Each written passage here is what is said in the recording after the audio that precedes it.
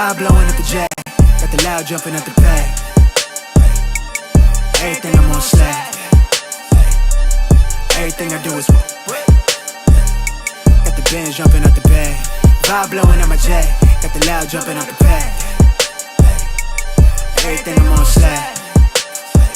We've been with the Brazilians. This will be the first. They wild, I think. I'm innocent. Bro, you hear that guy?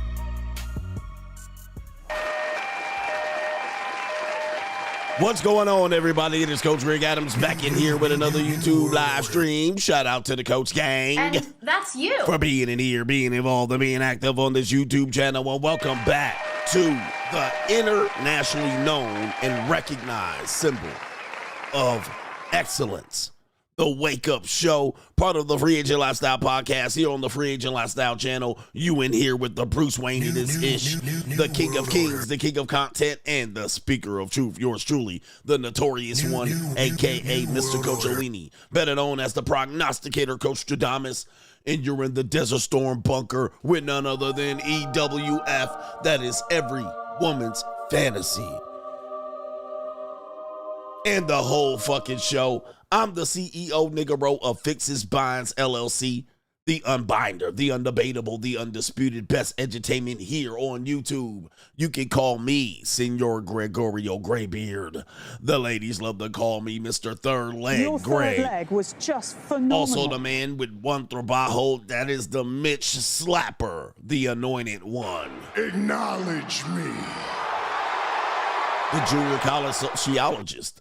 I am the Chuck with Jen. I forgot. I'm the junior college sociologist, the Morpheus of the Beta Matrix, the chocolate and Confucius, the Black Moses, the deliverer, also known as the man that walks in the spirit of Elijah. I'm the man with more nicknames than anyone in the game. But in case you forget those names, just call me CGAC, God, Allah, and I be the 14-time demonetized champion of YouTube. Today's show, we're going to review two old skeezers. And they go by the name of Dr. Cheyenne Bryant and one Joy Taylor, taking their roast beef curtains on a world tour. Talking about their libido is through the roof and that they need the Dilsnick every day. The odd thing is that this woman was out here getting grounded and pounded by a ninja that looked like Fred from Scooby-Doo, but she kept her job. But Shannon Sharpe is out here pounding away young, prime, just right pink sleeve, and he gets fired from his job. All right, he got fired from his job. New world order. All right, let's take a look at the so-called doctor, the skeezer doctor, Dr. Cheyenne Bryant, and the chocolated peanut butter skin, big ample titty woman, Joy Taylor. All right, these two old skeezers got a podcast on how to get a man. Might I add, Joy Taylor is divorced not once, but twice. All right. And Dr. Cheyenne Bryant is a Lily Lint liquor. All right, Jesus. I mean, listen. New world order. Old Lily Lint liquor, former reform skeezer herself. We're going to talk about what these two have to say with the despicable. I'm going to the streets. End of story. They're going to the streets. Oh, the humanity. All right, these old two skeezers got a podcast, and they're going to tell us what they used to do to skis on men, apparently. And Joy Taylor's going to reveal that she needs the dills dick grounded and pounded every single day. All right? Every single day. In these streets. Joy Taylor is still in these streets. Why is Shannon Sharpe don't have a job? Well, we're going to talk about that later. All right, but we also got women finding out that financial responsibility it's very time-consuming and it's very stressful. And they're actually abandoning their homes. They're giving up on home ownership, all right, despite the fact that women own more homes than men, all right? Remember they were talking about that single women own more homes than single men. They're doing so much better. We're making so many strides. Now they're giving up their homes. They're walking away. They're like, look, we can't deal with all this shit. All right, I didn't realize what I was signing up for. We got that and much, much more, but to contribute to today's show, $, the Notorious CGA on the Cash App, Venmo, Coach Greg Adams, TV, PayPal, paypal.me/Coach Greg Adams, and that is near the top of the description box on the Free Agent Lifestyle channel, and you can super chat by clicking the link on the top of the live chat on the Free Agent Lifestyle channel. Let's get right into it. This is a podcast format. We got 4 hours of the best entertainment here on YouTube, so do me a favor, buckle your seatbelt. Grab a cup of coffee. We're going to get you through your work day on the West Coast, and we're going to get you to the second half of your work day on the East Coast. And everybody else, the internationally known Notorious CGA will get you through your day, no matter what time of the day it is. It might be late evening by the time you're watching me. And shout out to the replay gang for hitting the replay. All right, let's get into this part of today's show.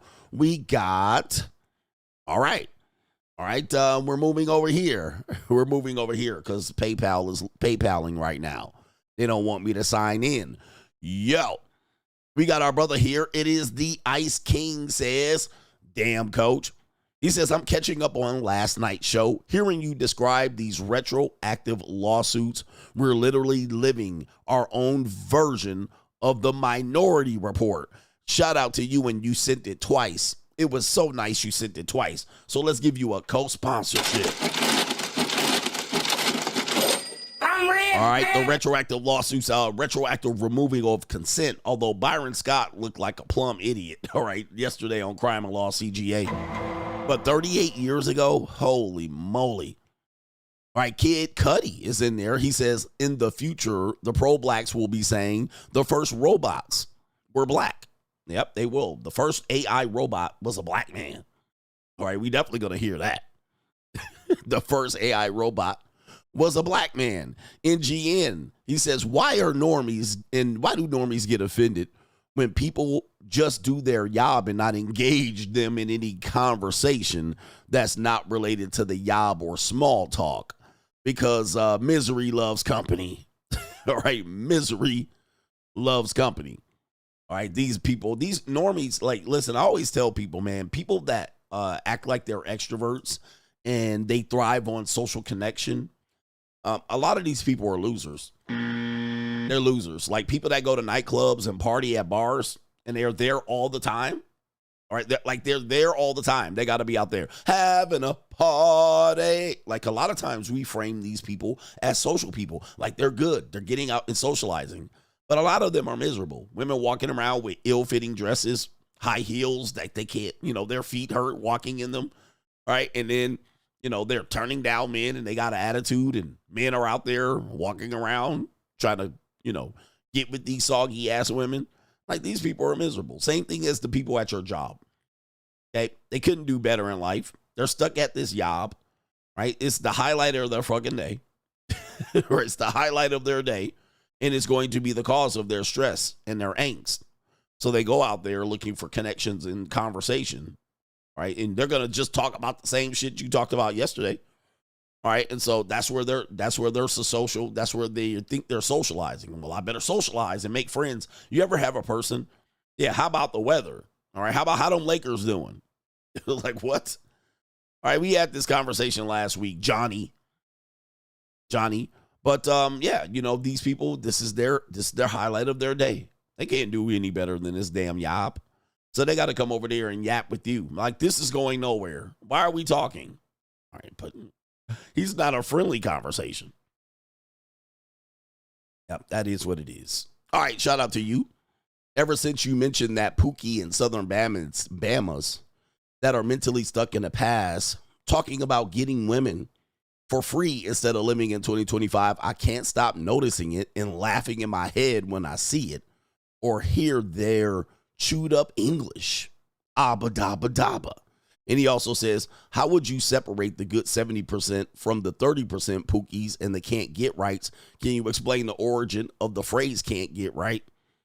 All right. Yes, indeed. Can't get right. He just can't get right. It's a joke from the movie Life. Right? The movie Life. It's a character in the movie Life in which he was a man. It was can't get right. Went to prison. But fortunately for him, he was talented at baseball. Nobody knew it, but he was slow. All right. He was what we call slow today, what they call a retard back in the day. And a lot of criminals were like that. But he was, he was a good person. He was just a retard. He was a incorrigible. So, but they found out he could hit a baseball really far, and he got out of prison because of the nigger leagues. Shout out to everybody that played in the Negro leagues. All right. He just can't get right. All right. And he was the pappy of that chocolatey baby.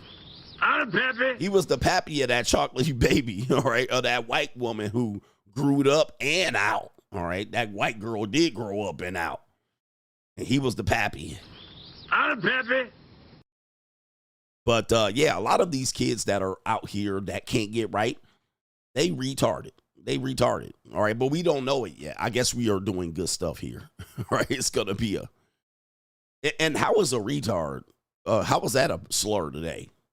It's crazy. All right. What a world, an evil world we live in, don't it? Ain't it? All right. We got some love over on the Cash App. So I need to acknowledge these brothers. And it is. Oh, okay. I had some. Okay. I see what was going on the Cash App. The Cash App. All right. Here we go. That wasn't Dave Chappelle. That wasn't Dave Chappelle. All right. That was Bokeem Woodbine. The ninja that played in a lot of movies, but he played the same ashy-lipped ass character. He was a good actor. He was a good actor. All right, let's get into it. Let's not further delay. It's Doom and Gloom CGA.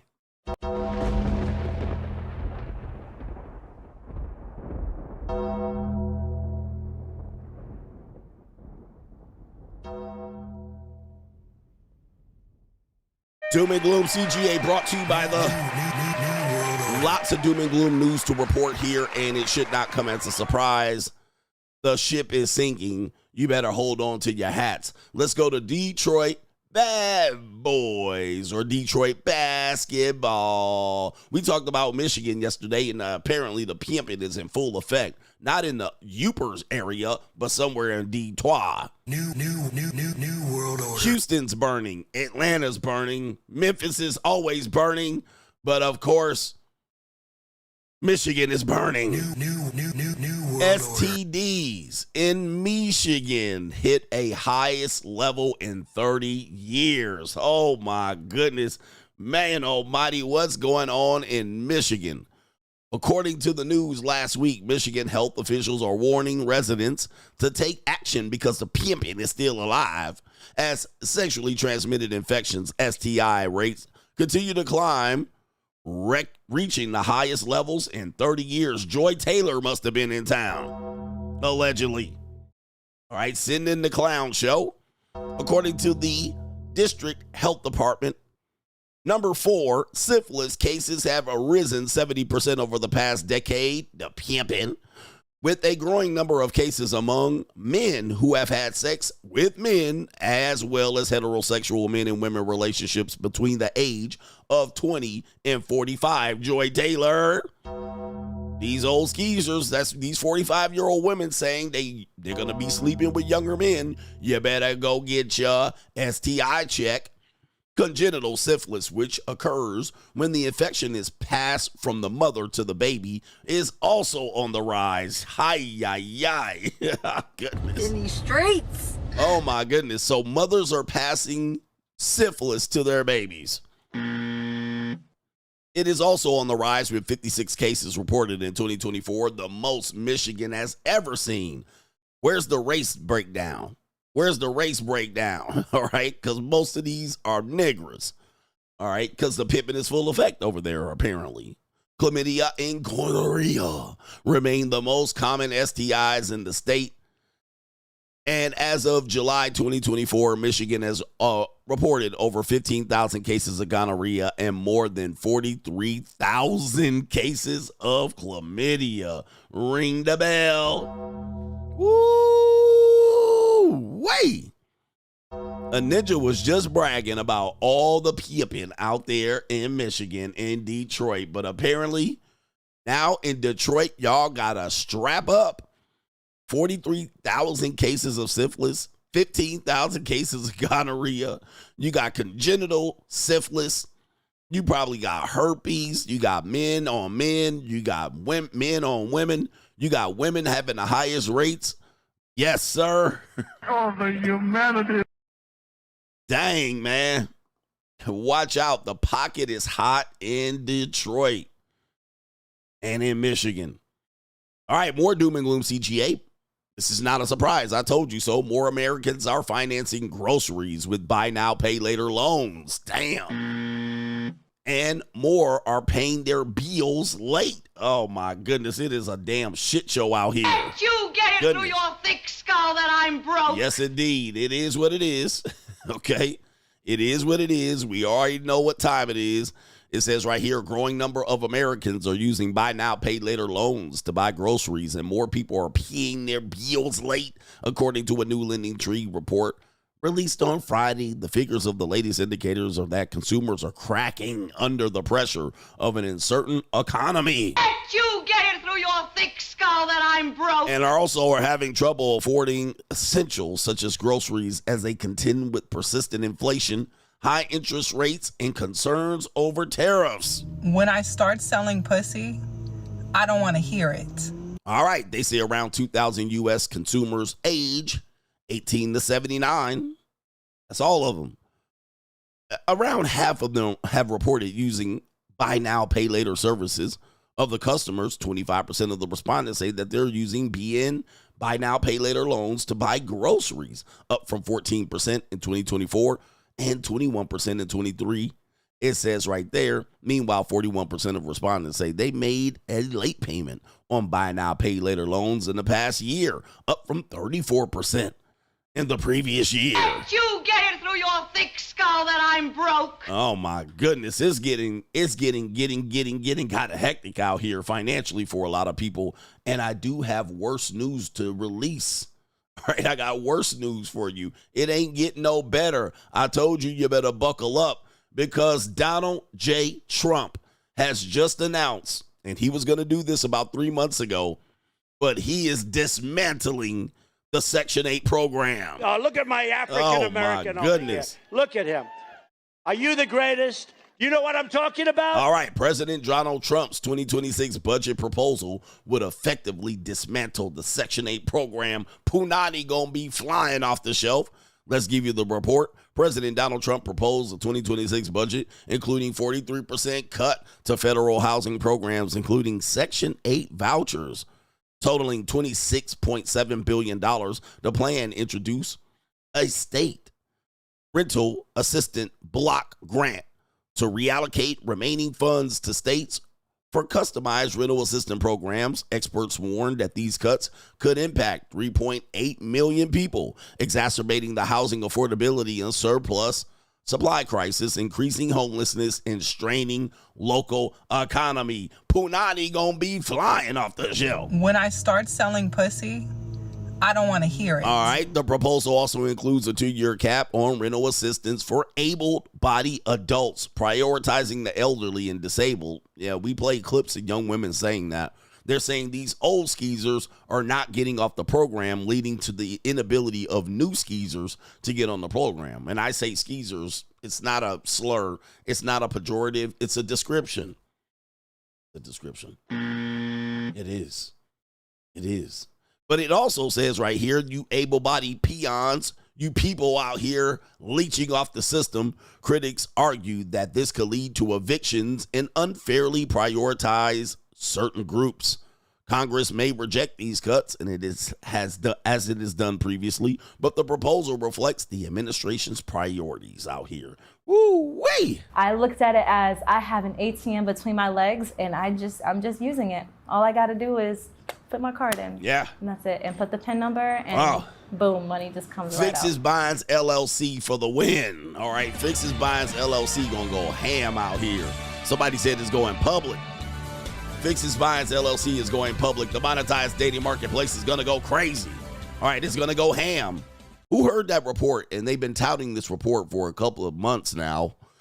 That women are buying more homes than single men. And they're basically saying single women are ahead and men are falling behind. And I said, not so fast. Not so fast. This is all garbly-gook. It's all bullshit. It's all New World Order propaganda, huh? New World Order. And they got these women out here. We bought my first home. All right. Oh, wait. Where did it go? All right. Damn. Hold up for a second. Let me move it over. All right. There it is. All right. Her name is Christy Eaton. All right. She said there's a growing sector of home buyers known as sinks. These are single income, no kids. Skeezers. New World Order. All right, skeezers. All right, and they're saying these women are more educated and they make more money and they're buying more homes. And it says right here, they're buying women are buying homes in droves. Here's how much you need to buy a home on your own. This is a female feminist dream, a wet dream. All right, and I say, not so fast. These are not what you think here. And let me just go ahead and give you the rundown of this, because you're going to hear this and you're going to need to arm yourself with enough information to defend this bullshit. All right, because these women are going to get evicted and foreclosed on at record levels in the coming 5 years. Here's the deal. You would think by the NWO reporting on this that these women are buying prime real estate. Okay? These women are buying prime real estate. Let me tell you, this is not prime real estate. These are old women, older single women, that never married. They ain't got no eggs to toss. And some of them are buying homes with other women. Not only that, a lot of these women are taking in roommates in order to pay the extra bill, which is nothing wrong with it. But you would think that these women would be buying homes in Miami, Florida, Dade County, Fort Lauderdale. You think they would be buying the high-priced real estate in Dallas, Texas. You think they would be out here just killing it, buying houses and flats in New York City. You think they would be buying prime real estate on the coast in Marina del May, Manhattan Beach, all the way down to Newport Beach, Corona del Mar, and Laguna Beach. You think they would be buying it there, right? But the answer is, there's no. Nope. They're not buying houses there. Let me show you where they're buying houses. All right, number 1, Barnstable, Massachusetts. Barnstable, Massachusetts. Topeka, Kansas. Rocky Mount, North Carolina. Oh, the humanity. Wildwood, the Villages, Florida. Don't know much about that. Humanity. All right. Springfield, Ohio. Springfield, Ohio. Youngstown, Ohio. These are some of the is it Lawton? I can't see it. It's a little bit blurry. All right. Kingsman, Arizona. That's where Lake Havasu is. And we got Monroe, Michigan. Jackson, Mississippi. Toledo, Ohio. Okay. Oh, the humanity. Yeah, these are the epicenters of where single women are buying more homes than single men. Oh, okay. All right. Listen, we always have to. It's Lawton, Oklahoma. We always have to give it a frame of reference, because what they're going to make you believe is they're buying up all this real estate and they're going to build all this equity and they're going to just pass up men. In Lawton, Oklahoma, the Springfield, Massachusetts, Seizure World, Florida. All right, these old dinks and sinks, all right, living with they mammies like the Golden Girls, older fat women. Hold on for a second. Let me see what we got here. All right, here we go right here. All right, older, overweight women. All right, there you go right there. Wow, they're really beating us right there. They're beating us down. They're beating us down, bruh. All right, what are we going to do as men, all right, with these women buying up houses over in Doral, Florida? All right, they're really beating you. They're just running you down, all right? They're just running you down. Now, let's go to where some prime real estate is. Let's go to where some prime real estate is. They're really killing you buying houses to live with their mother in Tornado Alley, Oklahoma. All right. They killing us. All right, we should feel ashamed of ourselves. See, what the media wants to do, the media wants to do is tell you they're doing better than you across the board. But you have to investigate a little bit further to get the full story. All right, because they're not beating you in prime real estate. All right, prime real estate is almost always still inevitably better with single men and or married couples. Married couples are still going to win that race. They're going to win this race. But what's happening with these women in these houses? Oh, there's a bigger story. And the Notorious CGA is going to let you know what it is. The bigger story is they don't know what they're doing. They don't know what they're doing. The first general rule of real estate is when you purchase it is location, location, location. If you're going to say women are beating us in Tornado Alley, Oklahoma, location, location, location. In Rancho Cucamonga, California, location, location, location. We have a lot of other women saying, you know what? Home ownership is not what we thought. That's what I told you. And as a matter of fact, if you've been following me for many, many years, I've been telling you, most people don't know what they're doing when they buy a house. Inevitably, it's a stressful purchase for them, and then they'll end up being victimized. They'll say, hey, the mortgage officer took advantage of me. I didn't know this included this in the home. You know, I need to surrender this because it's way more responsibility. I'll return back to renting. And you're going to hear it right now with these homes somewhere outside of Springfield, Massachusetts. Let me show you. There's a woman right here said, I just surrendered my house to the bank and I feel so free. Oh, man, I've been telling you, bro. Okay. Yeah. Yeah. Do you have the stomach? She don't have the stomach. Let's play the video. Surrendered my house to the bank, and I truly feel like it was one of the most freeing decisions that I've ever made, although very scary. So let's talk about it. So if you're new here, I've been experiencing a lot of financial constraint over the last 10 months as I've surrendered into my soul purpose, allowing my soul purpose path to unfold and going through a dark night of the soul that just came with a complete deconstruction of my financial systems and structures. And that essentially she went broke. You get it through your thick skull that I'm broke. Jesus. Dead, flat, stony broke. I've got $3.85 in my purse. Man, what the hell are you talking about? What the fuck are you talking about? Just say you got laid off. I got laid off. I lost my job. All right, what are you talking about? I went through a spiritual journey and an awakening, and I went to a palm reader and a tarot card reader and a crystal, and I went on a journey of brokenness where I was selling pussy on the side. And what? She definitely has pillow face here. Is this a woman? All right, what are you talking about? Involved me facing the fact that I was carrying a lot of credit card debt. As I said, you get it through your thick skull that I'm broke. I spent too much money. I racked up mortgage debt, student loan debt, and credit card debt at the same time. Yeah, we all make dumb decisions. I've carried credit card debt almost all of my 20s. Yep.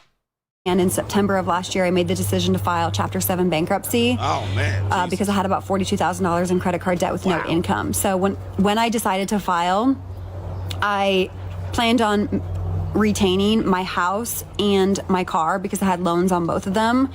But I never ended up signing a reaffirmation agreement on either. I don't know if that's very common or normal, but I never even received a reaffirmation agreement to sign on either of them. She didn't receive I plan to maintain my mortgage, but the final quarter of 2024, things really shifted in my reality and my journey. And my mother was living in my home for most of last year, and she was renting from me, and that was helping me meet my mortgage payment. But see, gentlemen, listen, gentlemen, listen. Y'all not ready, brothers. I've been telling you this. Y'all ready for this? I told you. Do not believe this media. They've been doing shit like this manipulation for a long time. Women are running past men. Men are falling behind. No, they're not. No, they're not. You're not going to stop women from going broke. They're going to overspend all the time. They're the ones buying shit. 83% of all money spent, consumerism, is women. They're the one buying shit. All right, so then you got her with no man telling her what to do. She's over here word salad, telling you she just went broke and bankrupt. It happens. It happens to the best of us. All right, and now guess what? Her mother's living with her. I told you. And her mother, and instead of taking care of her mother, she's charging her mother rent. Ninja, Jesus. Oh, the humanity. Charging your old ass mammy rent is diabolical work. Right? It's diabolical. Your mother's renting. Okay, now here's the greater question. Why is the mom renting? Like, why is the... You see where we're headed? This is a slippery goddamn slope. All right, this is going nosedive to the goddamn ground. Where is your mother's husband, bruh? Now let's look at this woman. Let's look at this woman. This woman's in her 40s. Her mama got to be in her mid 60s, roughly. Her mama's divorced and renting a room from her daughter. Nigga. Is this the success that they're touting over men? Is this the picture of success that they're saying women are having? They're just running past men, all right? They're just financially freeing themselves. They don't need no man. Is this the success, buying houses in the tornado alley and renting rooms from your mom with your mama? Ain't another nigga in sight. All right, come on, man. This is the success we're talking about. This is the wins. This is ridiculous. All right, I got another woman here, and you hear all of that word salad. Basically, she could have started off the video. Damn, I can't afford my house. Like, my mama stopped paying rent. I spent too much money on credit cards. I went broke. I didn't have a man. My mama didn't have a man. Yeah, we was up Schitt's Creek. Send it. She said she was 30, Cynthia. This is 30 years old. I will never feel bad about liking 20-year-old women. I will never feel bad about liking 20-year-old women. You will never make me feel bad about liking 20-year-old women. You will never make me feel bad about liking 20-year-old women. All right, come on, ma'am. That's a hard 30. I bet you there was a lot of coca in her early 20s, too. All right. You will never make me feel bad about liking 20-year-old women. 20-year-old women, by far, best-looking women on planet Earth. 30, not so much. All right, and we're going to see these old skeezers, Cheyenne Bryant. You're going to tell me 40-year-old women look good, all right, with these old-ass skeezers. That's an old-ass 30.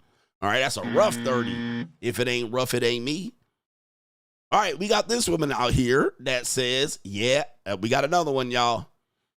She said, home ownership is ghetto. I've been, Jesus.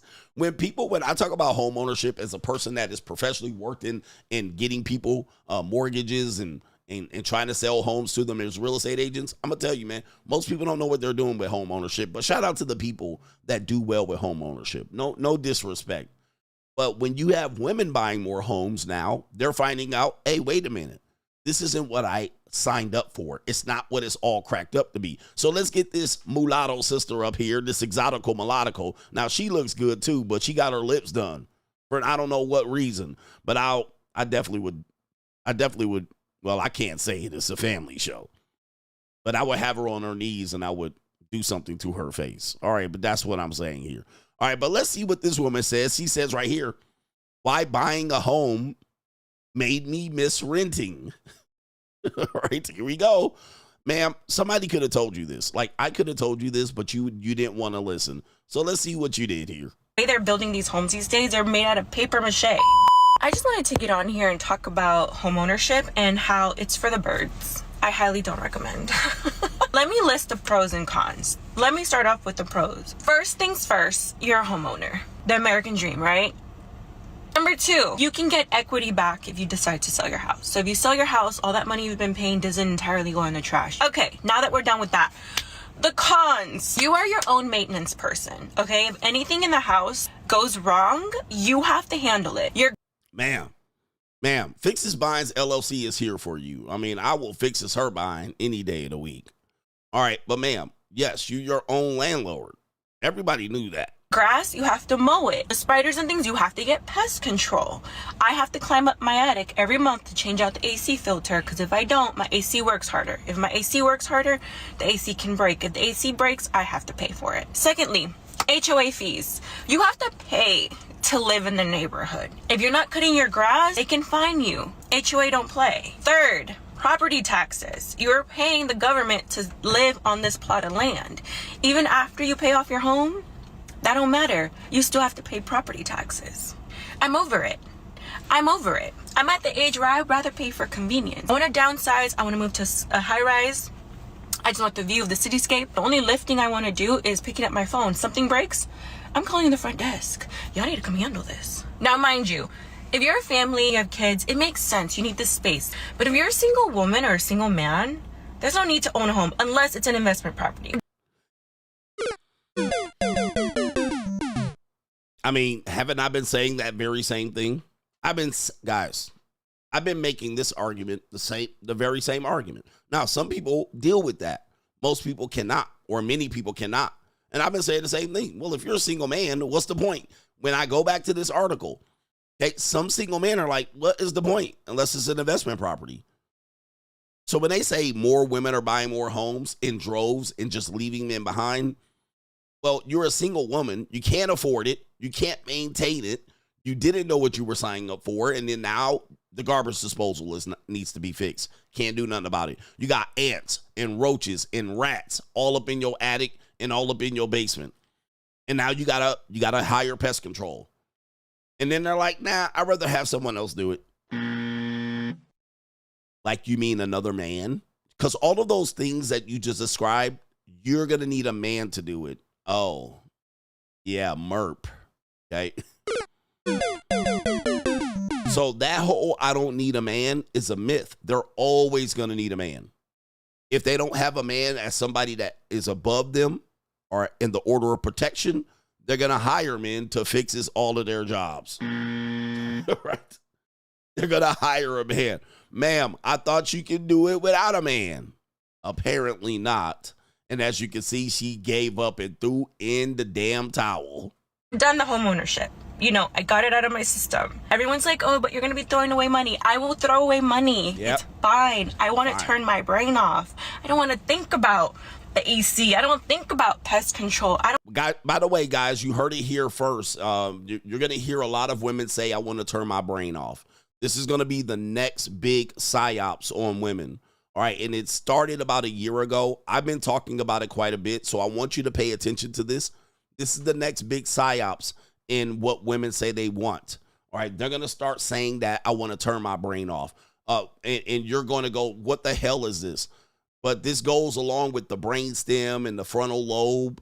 They're going to make excuses for the dumb decisions they make up until age 25 when they think, oh, my brain is fully developed. Now you're going to hear women say, I prefer to live with my brain turned off, meaning that they got a person who is going to be a type A or a type B personality male who is going to be like, all right, she wants a person directing them. All right. And she just wants to be, it's basically she wants masculinity. But you're the man and you're going to make all the plans. All she's going to do is show up and look pretty.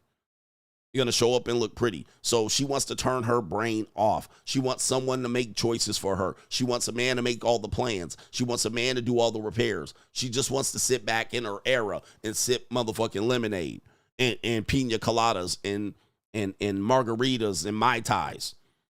Okay? But I've been saying this for a long time, that this is going to be the next thing. Not a long time. I've been saying this for about the better part of 6 months, that women are going to start saying that. I want to turn my brain off. So you want to listen to this. You want to listen for this, because this is going to be what women are going to ask for and the type of man they want. They're not going to say, I need a leader, I need a supporter. They're going to say, I want to turn my brain off. All right. That's going to be the new thing in the next few years.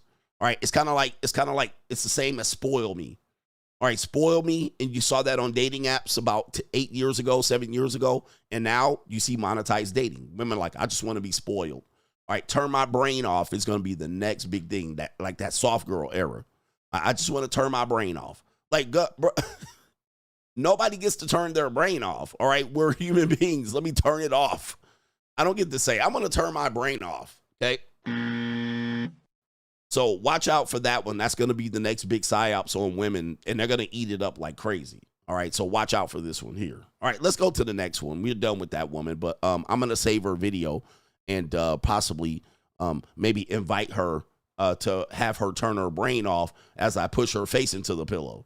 All right, but that's neither here nor there. Let's talk about Detroit basketball. All right, it says right here on this meme, when someone asks you how you got a 5-bedroom house for $250,000 in the year 2025. We were talking about this with Detroit yesterday, looking up Zillow properties and absolutely crucifying and crushing the real estate market in Detroit that everybody's so confident about.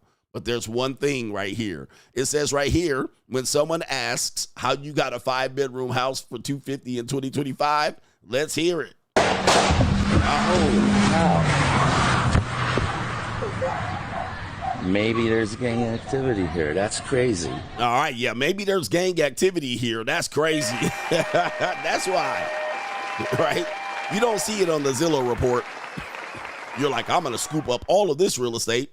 This is how gentrification starts. Yeah, Pookie and Ray Ray and Glocktavius still lives in that area. All right, it's going to take about 25 years for you to recoup this money back, and you're going to have a whole bunch of evictions that you're going to have to process due to Section 8 housing and Glocktavius and them living in that motherfucker. You're going to have to deal with a whole bunch of squatting. Yeah, brothers. Shout out to Detroit's real estate market right here. Holy cow.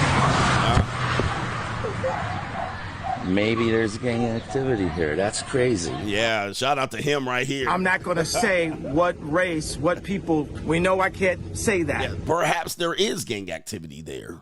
All right, that's why the price is so low. All right, and it just said, perhaps. Pop, pop, pop, pop, pop. Skidi-Pop-Pops. And a pop, pop, boom. I mean, you might die in the process of collecting rent in this market. All right, mister, I'm going to turn this neighborhood around. They got properties dirt cheap. Right? The Midwest is going ham. All right, you got to get over here in the Midwest. 8 months of winter. And of course, dirt cheap real estate. All right. And he went over here. He came here from Idaho to try to clean up the market. Nah. Nope. Not so much, sir. You're probably going to get shot. You almost got shot. You almost got shot, Mr. Goldstein. I'm not going to say right. What race, what people. We know I can't say that. And Coach Stradamus for another win. We got the medical profession calling this one thing out. Another industry that I've been critical about that is running and doing damage on a lot of people and creating a lot of weak people is the therapy industry, the mental health industry. I've been calling this industry out for the better part of 2020, and I guarantee you it's one of the reasons why I'm demonetized. This industry is causing irreparable damage to people, and they're making people have a shitload of excuses for shit that they don't want to do, right? But when it's time to party and smoke weed, when it's time for women to duck sick, when it's time for men to go out to the club, all of a sudden these mental health issues go away. But now when it's time to get to work, it doesn't. Let's take you to this podcast, and it says, this guy's going to ask the question, what topic are people not talking about that you think is going to have a drastic effect in the future? I've been talking about this. People have been trying to scare me into not talking about this. Let's hear what this guy has to say. Unfortunately, there's music on the background. Take a listen. Is no one talking about now that historians will study in the future? It's the insanity of the mental health industry that is destroying the mental health of America. Let's go, motherfucker. Yes. The insanity of the mental health industry that is destroying the mental health of America. Facts. Shout out to this ninja. He looked like the ninja that made everybody take their life on that Haley's Comet bullshit, but that's neither here nor there. Future historians will look at these motherfucking psychologists, all of these people, the pharmaceutical industry, and all of this. I've been saying this industry is a shitty industry.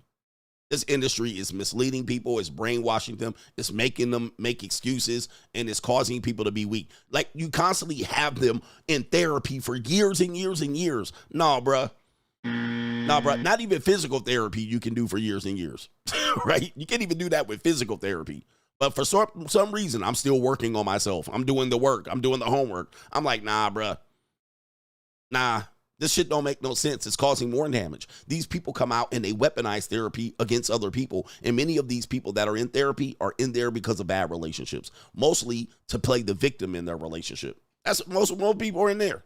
And then they get these people who have these relationships and they have children and they put their children in there and drug them up. I'm telling you, man, people will look back on this industry once people get the balls and the guts to talk about it, which I've been talking about it for better part of 5 years. This industry is terrible. It is not what it's cracked up to be. The majority of people in there are women. Then the women think that they're doing something positive and they want the men to do it. They only want the men to do it so they can weaponize it against the men. Okay, and blame the men so the men can get up there and say they're narcissistic and all that stuff. The minute you can't say, I don't think I need therapy, and then people don't criticize you, that's when the minute I knew it was fucked up. They said, well, you don't have to have an issue to go into therapy. That's when I knew it was fucked up. I was like, no fucking way. I was like, this industry is full of shit. It's full of shit. All right, and we're going to look back on it, and you heard it here from Coach Adamas. We're going to look back on it and realize they fucked up a lot of people. They did. We're going to look back. All they did was create customers, drug customers. That's all they did. And fucking losers. And they made people believe that they were deficient. All right, so you can have your opinion on it, but I'm going to say kiss my whole ass. I will go to my grave believing that this industry is one of the worst industries other than the crack era. I mean, this is a terrible industry. This industry is absolutely horrible, all right? But people don't want to talk about it. They think they're doing something positive. Hey, man, we're going to look back on it. I've been saying that we're going to look back on it and see we caused irreparable damage to a lot of people. All right, shout out to the Heaven Gates leader right here. All right, but he's saying it. A lot of people are saying it now. They're coming out now to safely say it. Making diagnoses based on symptom clusters with no biological data, then Facts. Drugging people. Facts. Last year, there were 337 million prescriptions Facts. for antidepressants. Facts. That's all they're doing, drugging people.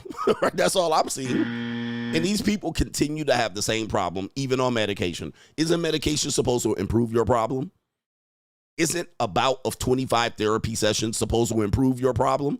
Now, shout out to the people that have been feel that this industry has helped them, but just because the industry helped you doesn't mean it's not causing harm to others. Okay, so please understand that.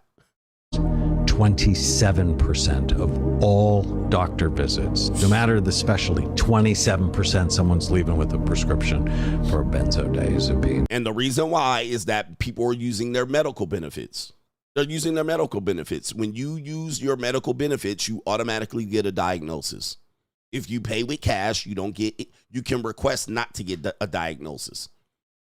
So you're leaving with something. You're going to leave with something, bro. And you're going to leave with that goddamn script. That's what you're going to do. And we actually had a therapist or a counselor here say it is better to err on the side of caution and give them a prescription than it is to let them leave without a prescription and they do damage. Like, oh, this industry is terrible, bro. Across the fucking board, they don't improve mental health. They just actually have you. And by the way, you cannot fix depression. Okay? You cannot fix it. There's no cure for it.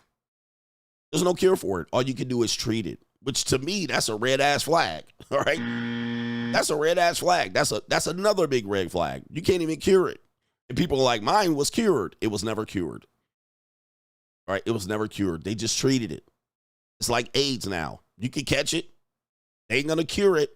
They'll just make you live with it. And then the people they're in therapy and taking pills for years. Like, why? All right. New world. And what do they say? When I'm off the meds, I'm all jittery and I can't handle life. You're supposed to be able to handle life, bro. You're supposed to be able to go to this period of you adapting to life. So you're just going to be stuck and stagnant, just swallowing pills all day, going to therapy. Oh, okay. That sounds like a great plan of life. Okay, that sounds like a great plan of life, right? And anyway, let's see what this person says right here. on Good Egg with the doom and gloom. Yes, the doom and gloom was a very, very long doom and gloom. Let's have this guy report on depression. And for men, this is for men only. This is for men only. What he thinks about depression. Here we go. Depressed? You just lack 3 things: money, pussy, and a haircut. Ain't nothing wrong with you, fuck nigga. Let's go. Not depressed. You just lack 3 things: money, pussy, and a haircut. Yep. Ain't nothing wrong with you, fuck nigga. Fuck nigga. That's what I'm saying. That's a winner right there. Chicken dinner right there. Nigga. Hair. All right. You ain't depressed. Tell him. Get you some money and some pussy and see what happens. Now, that don't mean that ain't gonna cause you depression, because that still will make your ass depressed to a certain extent. Fuck nigga. All right, but he right. All right, Donald Trump has a clip too talking about this too, but I can't find it fast enough. Where is the clip? All right, where's Donald Trump at? Maybe it's on my other computer. All right, but yeah, fuck nigga. Get you a haircut, fuck nigga. You ever see depressed people? They always don't have a haircut. Depressed people don't have a haircut. Get you a haircut, fuck nigga. All right, for real. You ain't depressed. Tell them again. Not depressed. You just lack 3 things: money, pussy, and a haircut. Ain't nothing wrong with you, fuck nigga. Tell them, nigga. Tell them, unk. All right, let them know, bruh. And get a job, nigga. Donald Trump said, go get a job.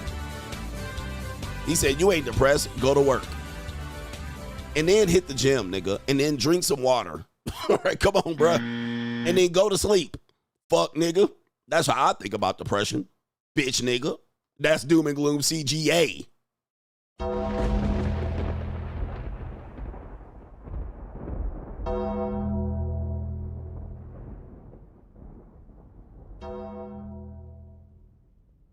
And wash your funky ass.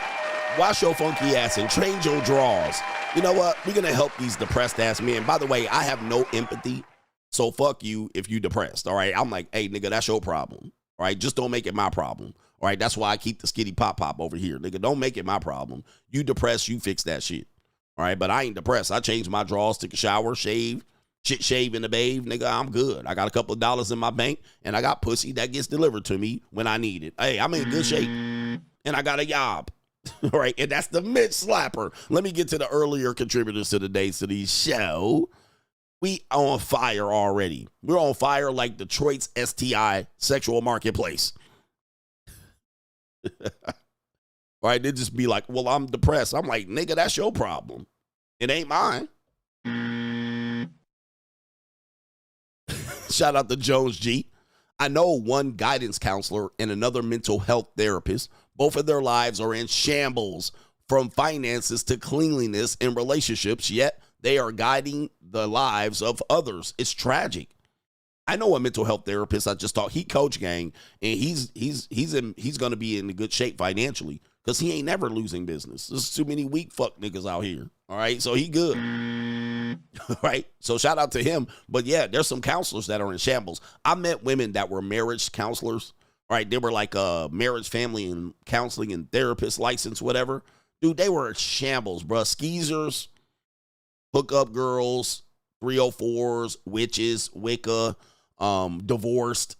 It's like lost custody of their kids, but they running around here talking about they are marriage counseling therapists. I'm like, psh. By the way, I worked on university campuses. Them people in the psychology department are cuckoo for Cocoa Puffs. All right. If they tell me, if I ever met a psychology professor, they was never stable people. They was always kind of, maybe it's the drugs. He said, you can cure depression. Nigga. Right, you're talking to an expert. You cannot cure depression. You cannot cure depression. It cannot be cured. Right here. There is no cure for depression. I want you to hear this first so I can let you know that you guys are being fucking misled. Go to any research. I'm going to say this again because there's a lot of new people. There is no cure for depression. It cannot be cured. All right. It is an incurable diagnosis, which fucks you up more to make you think you got it and it comes back and all of that shit. There is no cure. Unfortunately. And yes, Maury, depression is a symptom. You got to go dive deeper into figure out why it is depression. Though depression cannot be fully cured. There's no cure. Effective managed through various treatments. It can only be treated, allowing those affected to live fulfilling, productive lives. It's no cure. It's right there in any one of these people's fucking Bible. It's that you got to know. You got to know what got you depressed. That's the cure. So it's a person, a relationship, a financial situation, a divorce. Your dog died, right? Something happened. It's a symptom. You got to find out what that is and fix that. All right. But to go in there, I don't know why I'm depressed every day is bullshit. Fuck, nigga. It ain't. It ain't.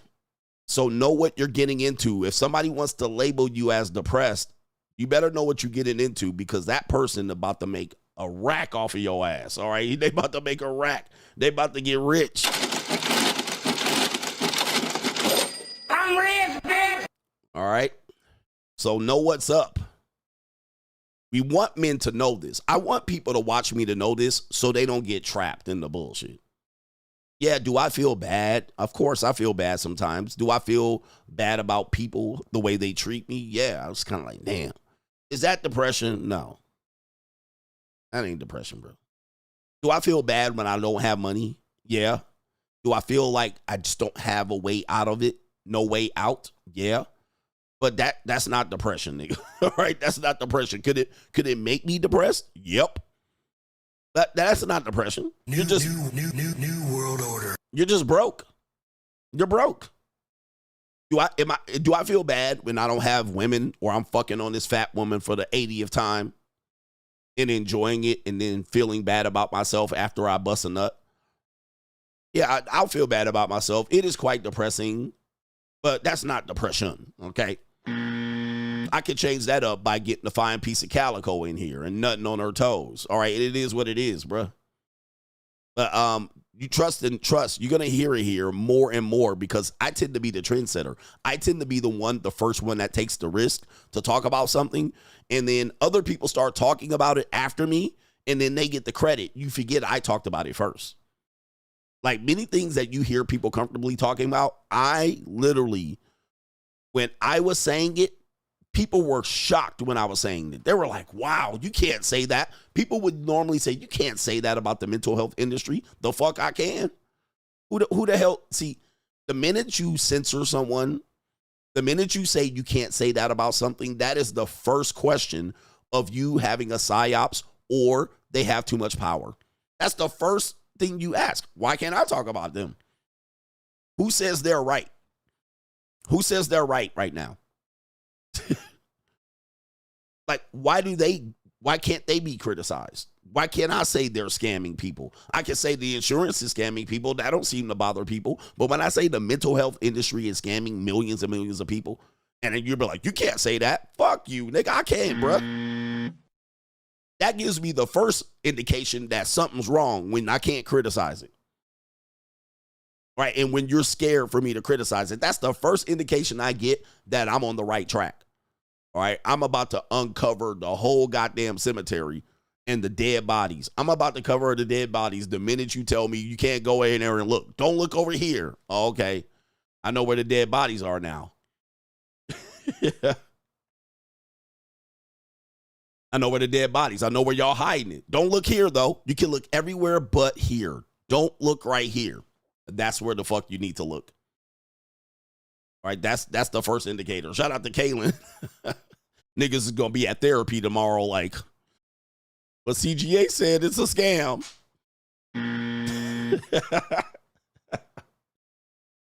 Shout out to Kaylin. What's up, coach? Banging Joy Taylor every day would be a hell of a workout. Those big cans and peanut butter skin. Shout out to our brother. Well, I'll remember his name in a minute. And he says those peanut butter skin and those big cans will forever be memorable. Just as long as she doesn't ask for a relationship, everything will be fine. Yeah, I'll bang Joy Taylor any day of the week. I wouldn't date her. I wouldn't date her at all. She's undateable.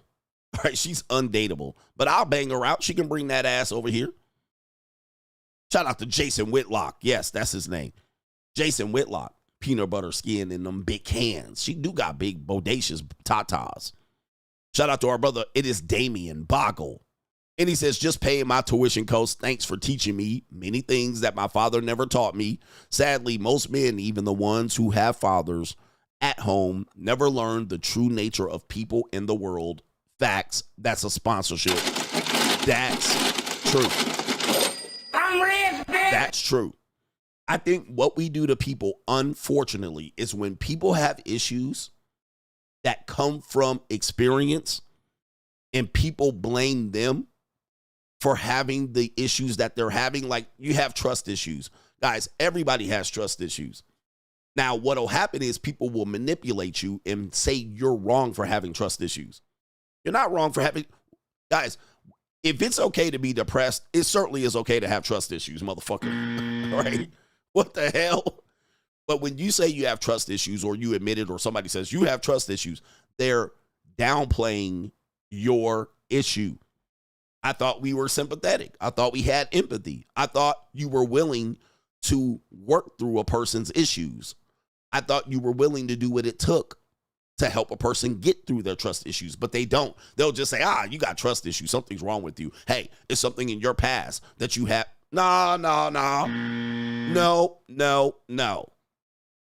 Absolutely not. But what Damien is saying is that a lot of people they don't want to be challenged by people that will call out your bullshit. So if they find that they can't manipulate you, they call you crazy. Oh, you got issues. You're crazy. You can't be manipulated.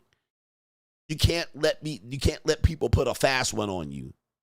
You can't let people give enough rope for them to do stupid shit like cheat, stab you in the back, steal your money. You're not giving them the rope to manipulate you, so they'll call you crazy. That's gaslighting. But it's okay to not trust nobody, and definitely not trust no bitches, all right? They untrustworthy individuals, all right? So they seem to believe we supposed to just give them trust without knowing shit. Not only that, when you know shit about them, they're shocked. Well, still, can't you trust me? Never. Trust no bitch. Trust nobody, all right? I don't trust nobody, bruh. All right? And you an idiot for trusting people at this point, knowing what we know. You're an idiot for trusting any goddamn person. I'm talking about doctors, lawyers, all these people on the take. Mental health therapists, teachers, NBA basketball players, former NFL players, hoes. You a goddamn idiot for trusting anybody at this point. Nigga, hey, listen, and I don't live by trust but verify. What I believe by is, motherfucker, if you do something that violates my goddamn boundaries, you cut. All right, that's what you doing. Now I got to cut you. And I'm cutting your ass off. Shout out to Damien, says, man, there's just a lot of men. Men in the older generation of men have failed men. Even if you had a father at home, failure. They did not tell you the real. They hid the key information from you. Shout out to our brother. It is okay. Shout out to you. He says no need to read it out, but you support it. Shout out to you.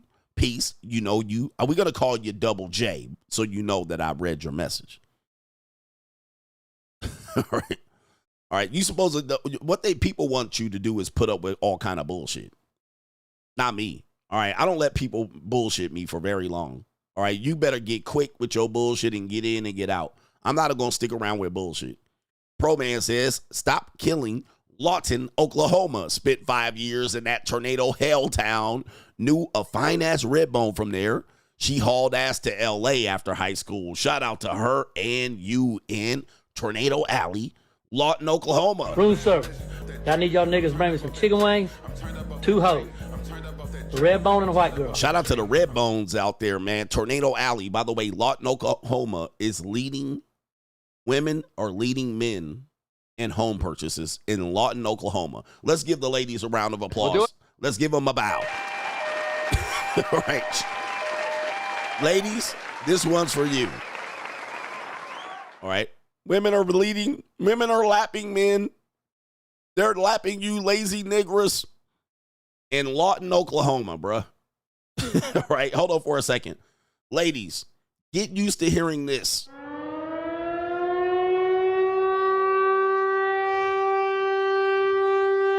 Get used to hearing this. You're going to hear this a whole bunch in these goddamn houses that you're picking up in Lawton, Oklahoma. All right, and you're going to turn these goddamn paper mache houses into splinters. That tornado going to rip and roar through your whole goddamn city. But they're leading men in houses. All right, let me show you here. All right, you guys got to read. You know what, you guys? You are surface-based niggas. Okay, you guys don't have. You don't do the insight. They just don't be doing the insight right here. All right, where is it at? Saginaw, Michigan. Oh no. Santa Fe, New Mexico. Jesus. Santa Fe, New Mexico. All right, shout out to these podunk towns that these are. Santa Fe, New Mexico. Oh my. Charleston, West Virginia. Shout out to the West Virginia Mountaineers. God dang, bruh. Shit is wild. Shout out to our brother, it is Johnny.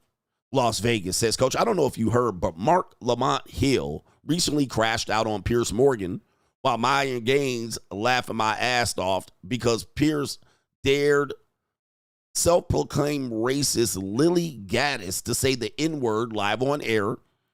It's a smut entertainer for sure. The pro-blacks were offended beyond belief. Okay, so there's a lot of people involved in this. There's Mark Lamont Hill, goofball, libtard. Myron Gaines was on the show. Was he on the show with Piers Morgan? Shout out to Myron Gaines for getting on the show with Piers Morgan. We have Piers Morgan, and we have a prawn star, Lily Gaddis, who I'm not familiar with, but you're saying she's a smut entertainer. I'm not sure. Maybe I'm wrong, but you call this smut entertainment.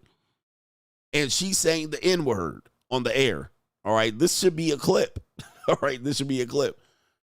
And who got mad? The pro-blacks. Now we have the pro-blacks. All right, Dr. Umar now is mad that she said the N-word. Lord, have mercy. We must stay focused, brothers. We must stay focused. All right, I don't know what's going on there. I'm going to have to see the clip of that and see what's going on. All right, and he says, hey, Coach, another legendary stream. You're right. The mental health industry, a.k.a. the psychiatry. The psychiatry, aka Big Pharma, is a scam. Even the inventor of ADHD, Dr. Leon Eisenberg. I'm not going to say what race, what people. We know I can't say that. Made a deathbed confession that ADHD is a prime example of a fictitious disease. That I don't know. I can't confirm that. We're going to take your word for it. But he's saying Dr. Leon Eisenberg on a deathbed confession says ADHD is a prime example of a fictitious disease. Like some of these things, and hear me out on this one. Shout out to people who think they are diagnosed with something and you ran with it, right? Okay. We need to go back. This is what we need to do. Shout out to the people that have been diagnosed with something unbeknownst to you. You ain't got it. Right? But shout out to you guys for running with it and then using these things as a goddamn badge of honor. Like these people, soon as they get a diagnosis, they run out and tell everybody. All right. It's like one of the things you describe yourself. I'm an African American. This is my height. This is my job, and I have ADHD. Like, people want to throw that shit out there right off the goddamn rip. Like, that's something you don't even lead with. Like, I wouldn't even tell nobody I got some shit like this, but people want to tell, well, you know, I suffer from some ADD. Like, why are you telling me this? Okay? To make you feel sorry. To make you feel sorry. But I got a way to solve this. Yeah, they got autism. You know, I have a little bit of autism. I have 10% autism. Like, they're proud to be labeled deficient. They're proud. Yeah, I'm like, why are you so proud to be talking about? And you don't even have any signs that I see it. Like, I wouldn't even know if you were ADHD unless you told me. I wouldn't even know if you were autistic unless you told me. But I got a solution. I got a solution to this. All right. And what we can do, and again, we can't turn back the hands of time. You can't turn back the hands of time, but I think sometimes we could go back, all right, to solve this problem. And this is what I would do.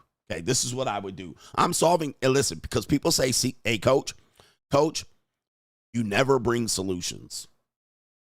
I always bring a solution. You might not like the solution, but I bring it.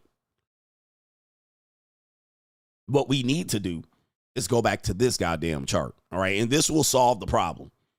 This is psychiatry, but from the early 1900s. What we need to do is go back to the chart, which describes you as either an idiot, an imbecile, or a moron. Yes, that's what we need to do. This right here will explain it all. All right. Now, not saying that this would be, this is right, but I rather go back to this than you explain you're deficient, but I'm supposed to respect it. What we need to do is classify you people as deficient, but use a label that makes sense. Okay. Like idiot. All right. Yes. I have a bout of idiotness. Okay. Yeah. You're an idiot. Okay. Tell me more. I'm a little bit lazy. Got it.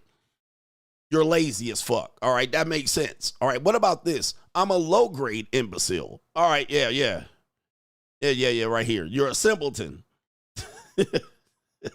I'm an idiot. I'm a median imbecile. I'm also a high grade imbecile. Oh yeah. Here we go right here. And last but not least, you're at the top of the spectrum. You know what I mean? I'm a moron. Okay, that's what these are my solutions right here. I'm just let y'all know. This because we can cut right to the fat meat right here. Let's get right to the point.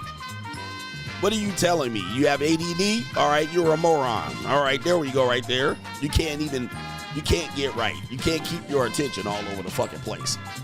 I have a little bit of autism. Idiot. All right, that's what it is. But you can be smart at math. You know what I mean? We could go play blackjack in Las Vegas.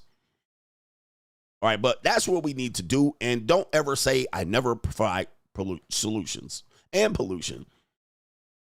But let's just say you're a moron. All right, that's fine.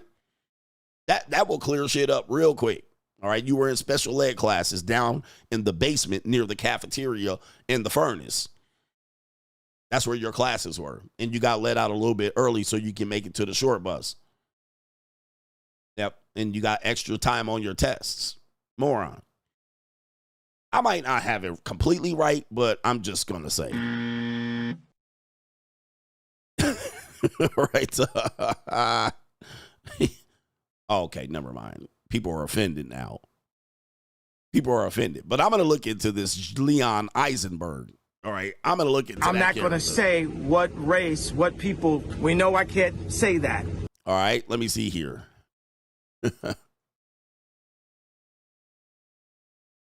Not to make fun of people's issues, though. Because people do have issues. I can't figure it out. We'll look it up later. He says the father of ADD said before his death that the ADHD is a prime example of a fictitious disease. Is this true or false? All right, we're going to look it up. And a lot of you guys thought y'all had something and y'all ain't got it. It happens to people. All right, anyway, not to make fun of people. People are triggered. As you know, I'll trigger everybody. I talk to everybody. I talk shit about everybody, even myself. So never feel offended. All right, everybody catches wreck over here. But I do have to find my super chats, right? Because I can't find the screen.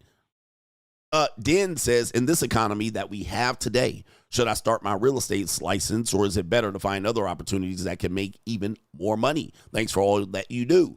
I can't really say. That's not enough information to give you life advice. Real estate can be done by AI at this particular point. Not to say that you won't make a lot of money, but location. A real estate agent in Detroit. All right. I'm going to be like, probably need to sell about 70 houses a year. Right. So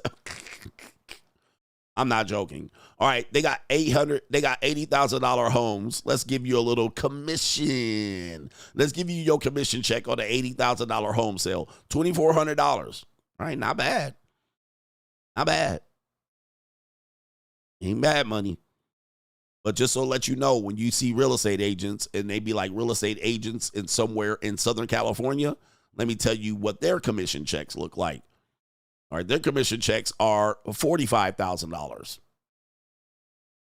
So real estate is always not a good industry.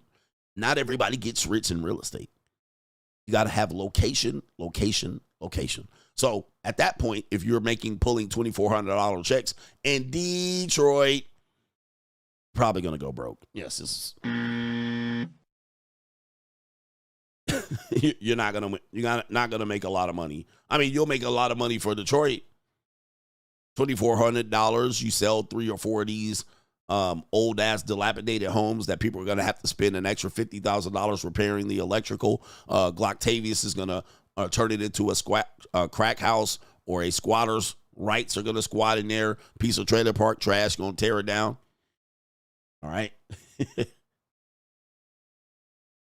It's all about commission. So I didn't have enough information to answer that question. I don't know real estate agent where. New York, Los Angeles, Miami. Right? There's a lot of people out there, man. So I don't know.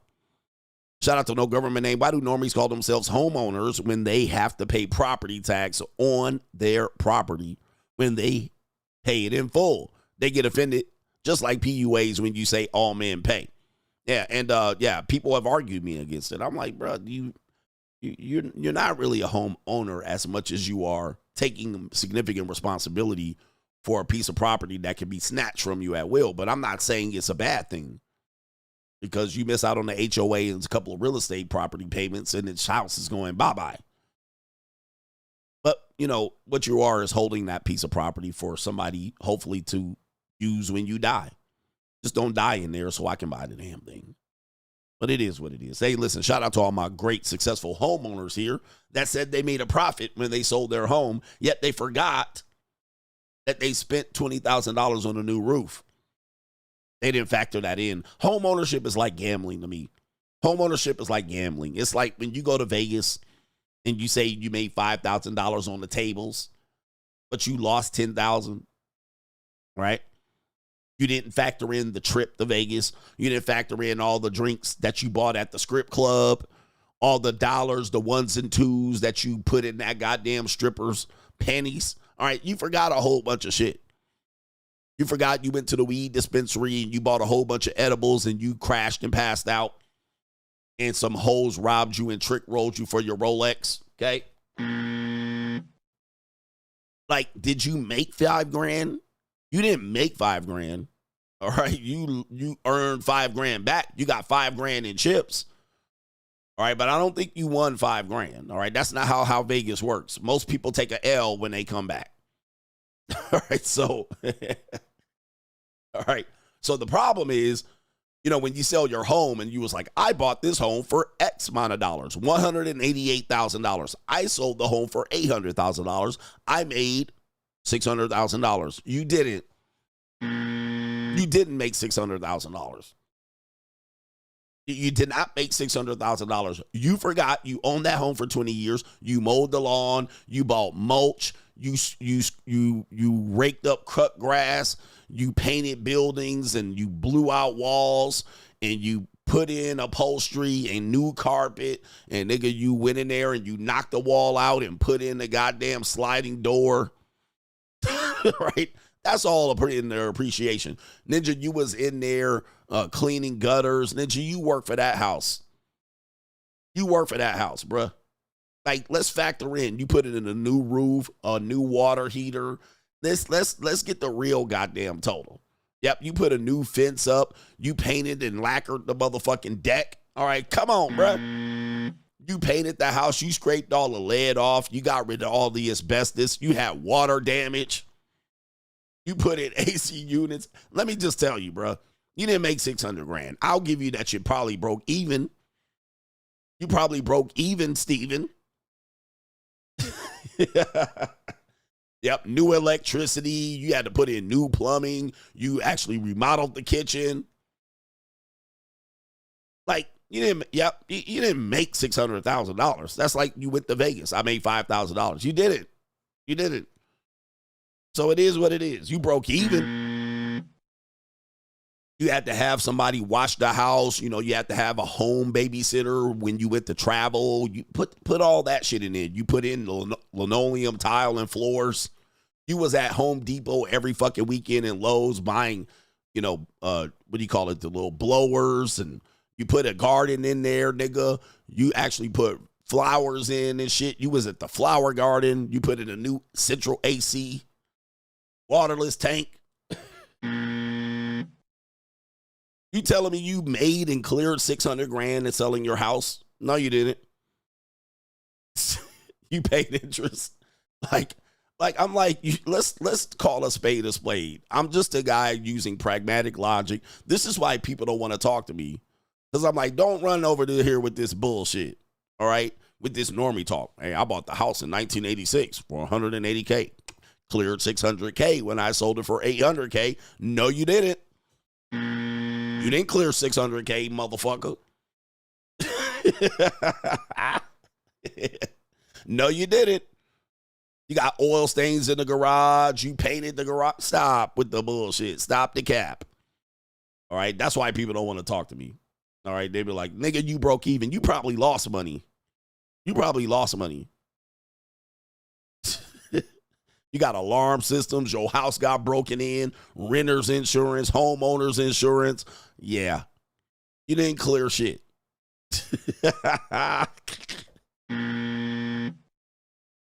Hey, man, it is what it is. Just pragmatism. Just pragmatism. Let's break it down. Let's get the Excel spreadsheet. And then guess what? You spent time. You literally woke up every Saturday morning, stood outside with your fist on your hips, looking around. Perhaps I'll get out the lawnmower. Up and down. Okay, how much did that cost? How much did the goddamn house, the lawnmowing cost? Every 2 weeks, every month. The weed whacking, the cut grass, the bags and bags of leaves that you raked, cut down a tree, the dog piss on the carpet. How much this cost? How much this cost? Chasing rats, all right? Putting rat traps up and setting them. Ninjas is mad. I disagree on this one. I don't give a motherfuck what you disagree with. Prove me wrong or shut your bitch ass up, you hurt ass nigga. Shut your bitch ass up. Right? Look, when you make sense, niggas be like, I disagree. Okay, nigga, prove me wrong, nigga. Shut your bitch ass up. Prove me wrong.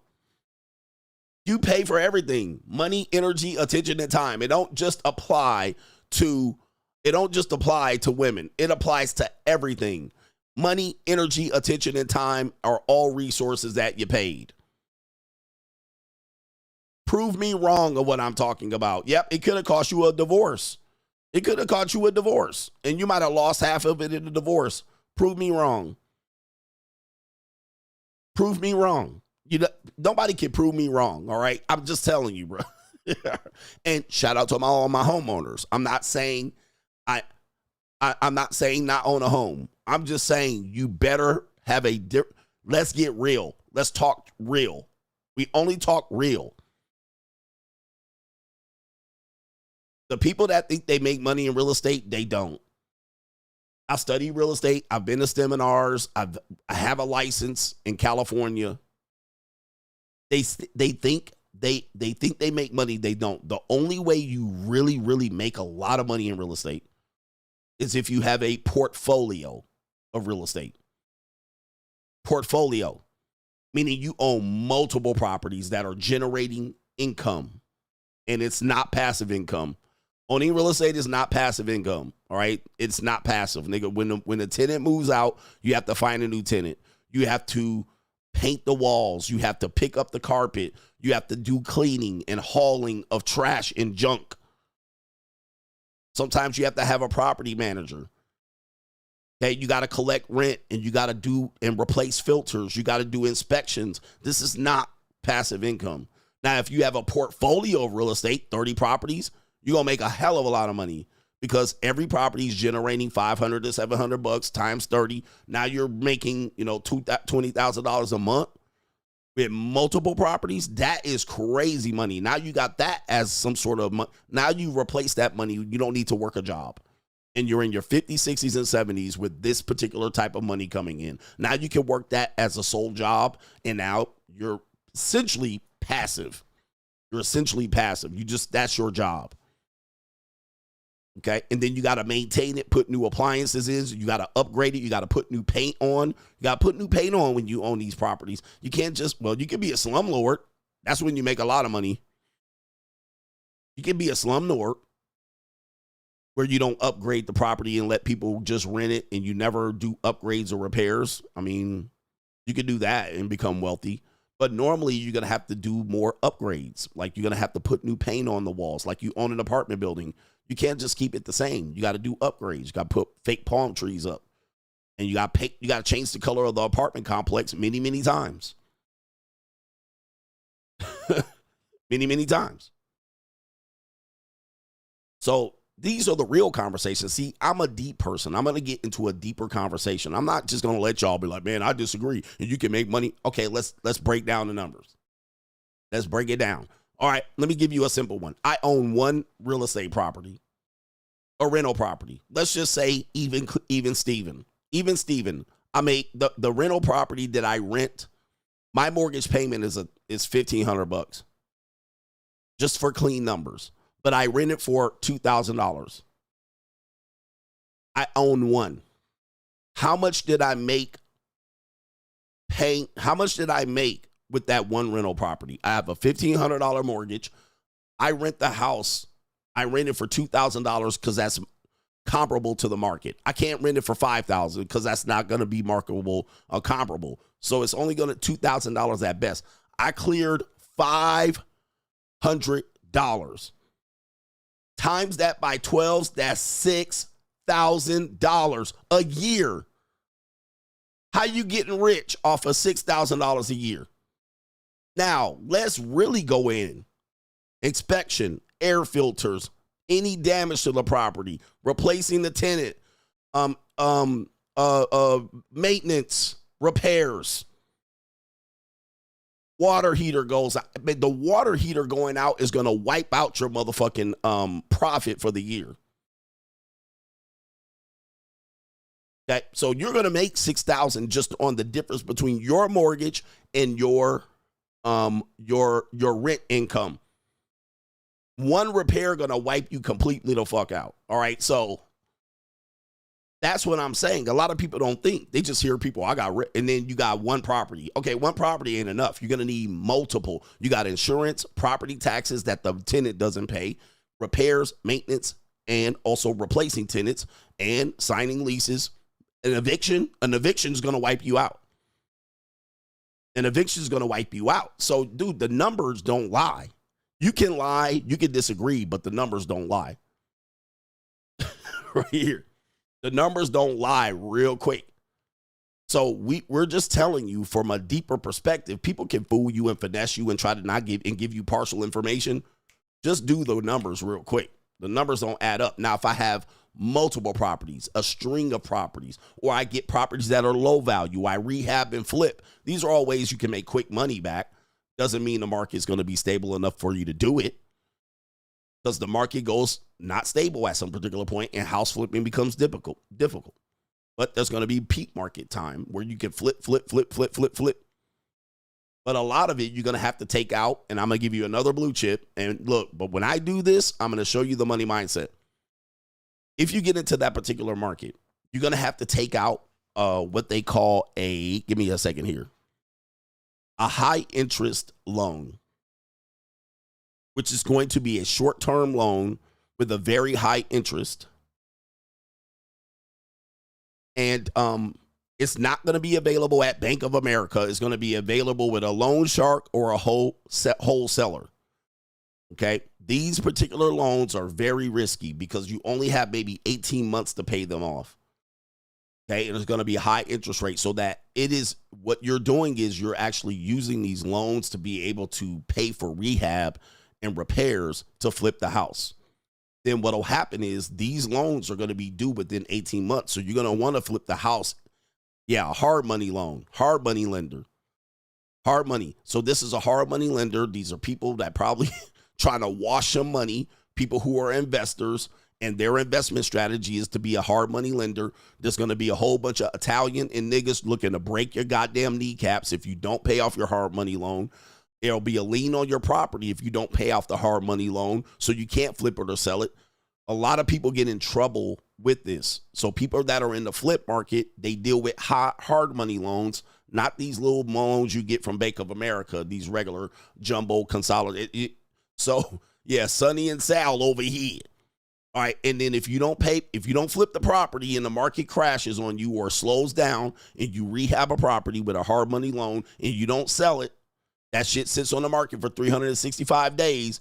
You about to get Tony over here to break your fucking fingers. So it's going to be a whole shit show. And if you got 3 or 4 of these properties that are in this condition, which people who flip houses, they're normally flipping multiple houses at a time. All right, not one at a time. They got 1 or 2 or 3 projects going on. You got 3, 4 hard money loans. Market slows down on your flip, and you got loans due in 18 months, and you didn't sell them properties for the price that you thought you was going to pay, and you had all the Mexicans in there doing that cheap work. Okay, you're gonna be in the river with cement blocks or cement shoes, right? You're gonna be in the river with cement shoes, or you're gonna get sued like that radio guy. Who's the radio guy from the Breakfast Club? You're gonna end up scamming people and telling them because that's what they were doing. They were doing the hard money flip bullshit, and then they were getting people all tied up. Now, the only reason I tell you this is because I feel that I'm the speaker of truth. I feel that I have information and knowledge. I feel that I'm always going to speak pragmatically and realistically. I'm not going to sell you a dream. And that's one of the reasons why I don't make I don't make the money I should, because I could spend time scamming a lot of people. Yeah, DJ Envy. I could spend a lot of time scamming people and be ruthless. I'm a ruthless individual, but I just can speak the truth, and I'm just going to say things truthfully. Yeah, it'll lean on the side of this could go bad, and it does go bad a lot. But a lot of people think that it's going to go great for them, and you just don't run the numbers. Run the numbers. What does the number say? The number says I'm not going to get rich with 1 or 2 investment properties, right? The only way you're going to get rich is if the appreciation goes through the roof in a short amount of time and you sell those 2 properties and you won. The likelihood of this happening is slim to none, and Slim just died. So let's be clear. You're buying homes in Lawton, Oklahoma, in Tornado Alley. You're going to become a flipper or a real estate agent, or you're going to become an investment property owner, and you think you're going to make money in 7 years. I guarantee you in 7 years, a tornado will rip through that goddamn housing structure, your investment properties, one tornado or a flood, and wipe you the fuck out in 7 years before you become wealthy. You will have splinters. You'll be picking fucking splinters before you become wealthy. I can bank on it. Numbers don't lie. I can bank on it. You ain't going to become rich investment property in Lawton, Oklahoma. I'll bet you on it. A steak fucking dinner. I'll bet you your profit that you were going to make in 7 years. All right. Now, this is what they don't want to hear, because they be like, Coach, you just scam these people because they're idiots. They're morons. They're what was the other one? Most people are idiots, morons, and low-grade imbeciles. And they fall for the okie doke. They hear a good little story. They don't crunch the numbers, and it doesn't make sense. And then they say, I disagree. Nigga, show me the numbers.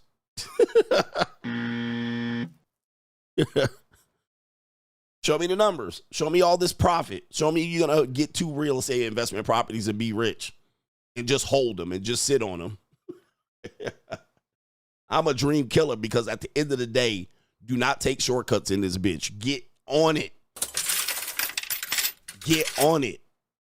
All right, get real, bro. Just an Excel spreadsheet will fix your goddamn mindset real quick. All right, but yeah, people hella delusional out here. People hella delusional. And then we're like, I disagree. Run the numbers. All right. Let's see the numbers. Okay, show me numbers that disagree with me. I'll wait. I'll wait all day long.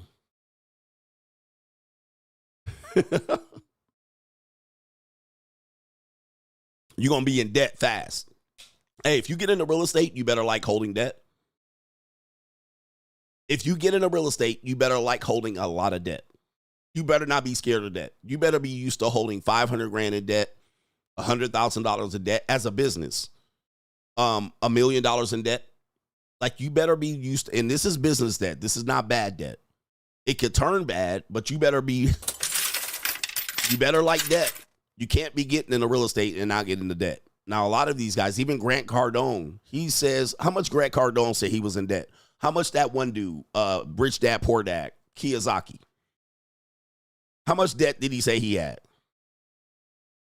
You better be able to sleep at night with $1 million of debt. Can you do it? Do you have the stomach? Okay, do you have the stomach? Do you have the stomach? All right, here it is. Robert Kiyosaki, one of these guys that'll tell you about real estate and investment, he had $1.2 billion in debt. Do you have the stomach? Okay. Do you have the stomach? Do you have the stomach? It says he had acquired assets like real estate, businesses, and investments that generate income, which he considers good debt. Do you have the stomach? Do you have the stomach? He's an investor. If you're an investor, if you're a real estate investor, a business investor, if you like opening businesses, you better like having debt. Do you have the stomach? You ain't got the stomach. You're not going to just be out here not in debt. It's very rare that you're going to be in any of these entrepreneurial businesses without holding on to fucking debt. Do you have the stomach? You ain't got the stomach. Yeah. I want to make money. I want to do people. Okay. All right. You better used to having debt. And this is not bad debt. Well, I'm just saying you better be able to sleep peaceful with motherfucking banks sending you bad letters. Some people, y'all got a $500 credit card bill and y'all can't sleep at night.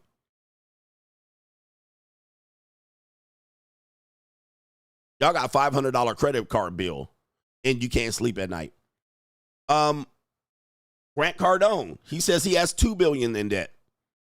Grant Cardone has stated he has approximately $2 billion in debt. Okay. Do you have the stomach?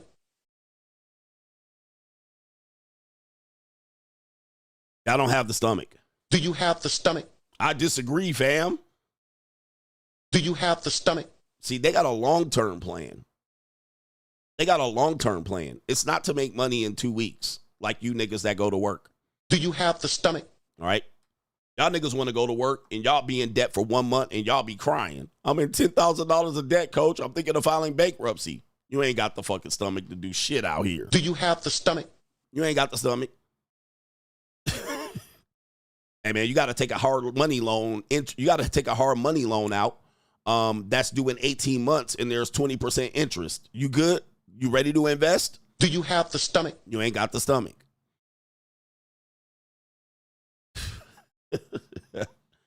You ain't got the stomach. So you better be out here being a gorilla and a killer and a Godzilla if you want to come out here and you want to make money in the good old land of ours. You can join the Money Mindset for conversations like this. This is why I have the Money Mindset. This is why I have the Money Mindset. Okay? And he said, talk about pressure. Yeah, Dre. Not only do you have debt, you need to go to sleep. You have pressure because you're trying to get a household. You're trying to get a house flipped. You're trying to get a money loan approved. You're trying to pay off your construction workers and your subcontractors and your contractors. Okay, you got red tape. The city got red tape. They ain't approved X, Y, and Z of repairs. Now you got to change up your whole floor plan. Pressure. See, if you want to be wealthy, rich, you want to be out here, you got to learn how to deal with debt. Good debt, business debt. You got to take risk. Got to be not risk averse. You got to be out here a gorilla. You got to say, I'm going to be bankrupt in 30 days if this don't sell, and it sells. And then you come home and you like, shit, we did it. We did it. But yeah, you're going to be stressed out, old, bought it. But at some particular point, you do it long enough and you win, you're the fucking winner. You're not going to come out here and not risk anything and then come out here and get rich buying one investment property. But you have to start with one. You have to start with one. You got to start with one. You can't start and just start at the top, all right? You got to start with one. So if you want to be a real estate investor or an investor, start with one investment. You ain't going to get rich, though. The numbers tell you you ain't going to get rich. Not off that one, but you're not going to get rich without starting with that one. All right, this is the money mindset. And this is the money mindset. Oh, by the way, competition. Because your competition, that's what they're doing.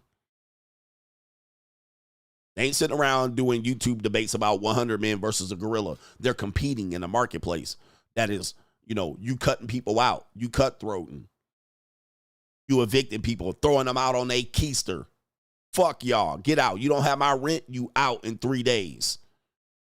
Because your competition is doing that. But you're like, oh, okay. You can wait for 20 more days to give me the rent.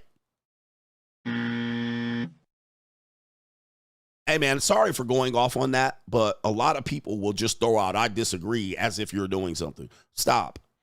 You ain't doing shit out here disagreeing with me. You have to show me where I completely lied about the entire thing that I just told you. All right, I lied. All right, I gave you misinformation. I did not give you any misinformation. I told you the real. Now, if you can't handle the motherfucking real, that's what it is. All right, but trust me, bruh, y'all ain't ready. Do you have the stomach? All right, you ain't ready. You ain't just about to be out here and make no, you're not going to put no money on the line and then become wealthy. Only if you hit the lottery. Yeah. And you got to do it for a long time. You got to sweat it out for 5, 6, 7, 8 years, 9 years in these investments. Sweat that shit out. Maybe in 5, 15 years, you hit it. Tell me where I lied. Tell me why I'm misinformed. I don't. All right. You just have a disagreement because you want to disagree, but you don't have any counter argument. He said they crying in the chat. Their reality crumbles right when you come to CGA. You come to me, I'll crumble your fucking reality because I'm going to hit you over the head with, yo, this ain't easy, man. This ain't easy. Scare money don't make money. That's what we say right here. Scare money don't make money. You scared? Sit your bitch ass down. If you scared, don't come out here thinking you about to get rich. If you scared and you don't want to plunk down and lose no money, get the fuck off the table. Shit or get off the pot. Big bank take little bank. Money talk, bullshit walk. So you want to be scared? You ain't gonna get rich. That not very quickly. You're not right at all. Reality check. Reality check. All right, here we go. And a lot of guys. Oh, by the way, let me add this. You better be ready to get sued. Like every goddamn day. You better be ready for lawsuits when you get into these investments and properties, meaning that you're going to have to lob lawsuits. You're going to have to be willing to get sued because you're going to get sued if you're in real estate investment. You're going to get sued. They have what they call real estate lawyers. Anytime there's a business or a industry that has lawyers, you're going to get sued. So you better ready to sue people and evict people. You be ready for your neighbors to sue you. You better be ready to sue. You're going to get sued. Liens, levies. You better have 50 bank accounts and 100 LLCs, right? And you better have lawyer money. So there's your investment property. You got an investment property, free and clear, $6K a year. Where's your lawyer? Where's your property manager? Where's your repairs, your maintenance? Where's all that? Because you're going to buy up 2 or 3 properties. You're going to have lawyers draw up legal documents and sign, and property managers to manage this, collect rent. But you're going to get sued. Okay? Do you have the stomach Let me see here.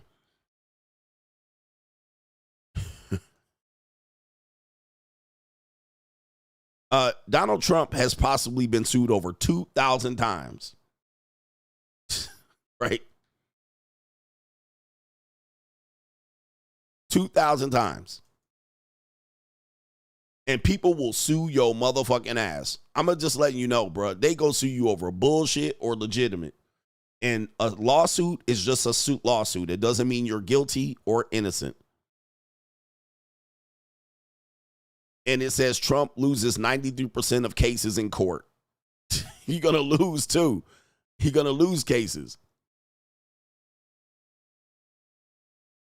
And these were the lawsuits before he was the president. Oh, by the way, you might have to file bankruptcy a couple times, but that's neither here nor there too. All right, but anyway, y'all don't got the stomach. Let's get to it. You want to be a winner? Do you have the stomach? Yeah, man. Or you want to go ahead and collect that $3,500 a month, and you can go to sleep at night running up credit card debt. What do you want to do? All right, because you're going to have to make a choice out here. All right, let me see what we can skip today, because we've been in on that. But you want some funny shit? We'll do some funny shit. We'll do crime and law CGA. We might skip a section here, and we'll get into the main event. They ain't got the money. Where we at here? You better go get money, bruh. All right. I know a lot of people. Let's get into this. Straggle, Sniggle Theater. Like, ride with me if you ride with me. You can slide with me if you feel like 550 on the 5 sticky. Come get high with me. That's a deal, right? Straggle and Sniggle Theater. Yo, shout out to you. Let's get into it. He said I had attended to shoot a music video in my home. Didn't get no permit. Pissed off the neighbors. Yikes. Straggle and Sniggle Theater. Do women like money? Yes, they do. All right, we got a skit right here of a couple.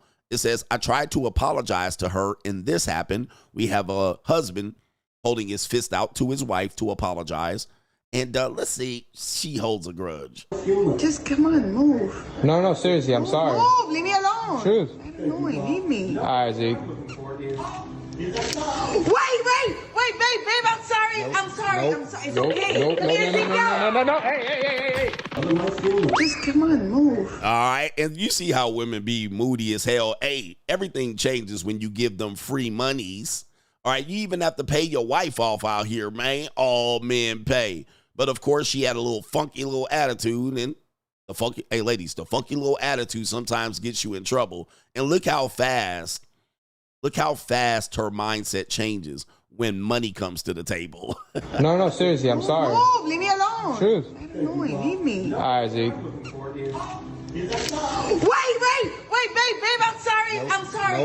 It's okay. Come here, Zeke, All right, now she want to suck dick. I got money. All right, gave him a fistful of 20s. All right, she tried to chase the kid down. It's like child support. You give it to your baby mama, she steals it from the kid. No, hey. Yeah, why you trying to steal it from the kid? These bitches, man, I tell you. Now she trying to steal the kid's money. All right, we got more women making horrible, bad financial decisions, leading them to sell punani. We have a woman that says, I have $1,000 a month car payment. Yes. This is now 20 to 30% of people who have car loans are paying $1,000 a month in their loan. All right, Jesus. Let me just tell you, bro. I have a car, only one that has a loan, and it is about the same money for this piece of shit that she about to rent right now or lease out. $1,000. So let's get to the video here. My car note is $1,000, and when I posted that video, some people were asking me what kind of car I have, so I'm gonna show you. This is the inside of my girl. She's a 2024 Jeep Wrangler. She's pretty sweet. This is the inside. She's a little messy, but not too messy. The seat's down because I'm in the process of moving, but this is why she's $1,000. This touchscreen is bigger than every other Jeep. My roof also goes all the way back. Like all the way back. Hold on. I think the windshield's already cracked. All right. I can't rewind it, but I think the windshield is cracked. Like all the way back. And most Jeeps don't do that, except for the 2024 GXE or what? 4XE. That's a nice feature. She's also hybrid, so she takes electricity and gas. And this is what she looks like on the outside.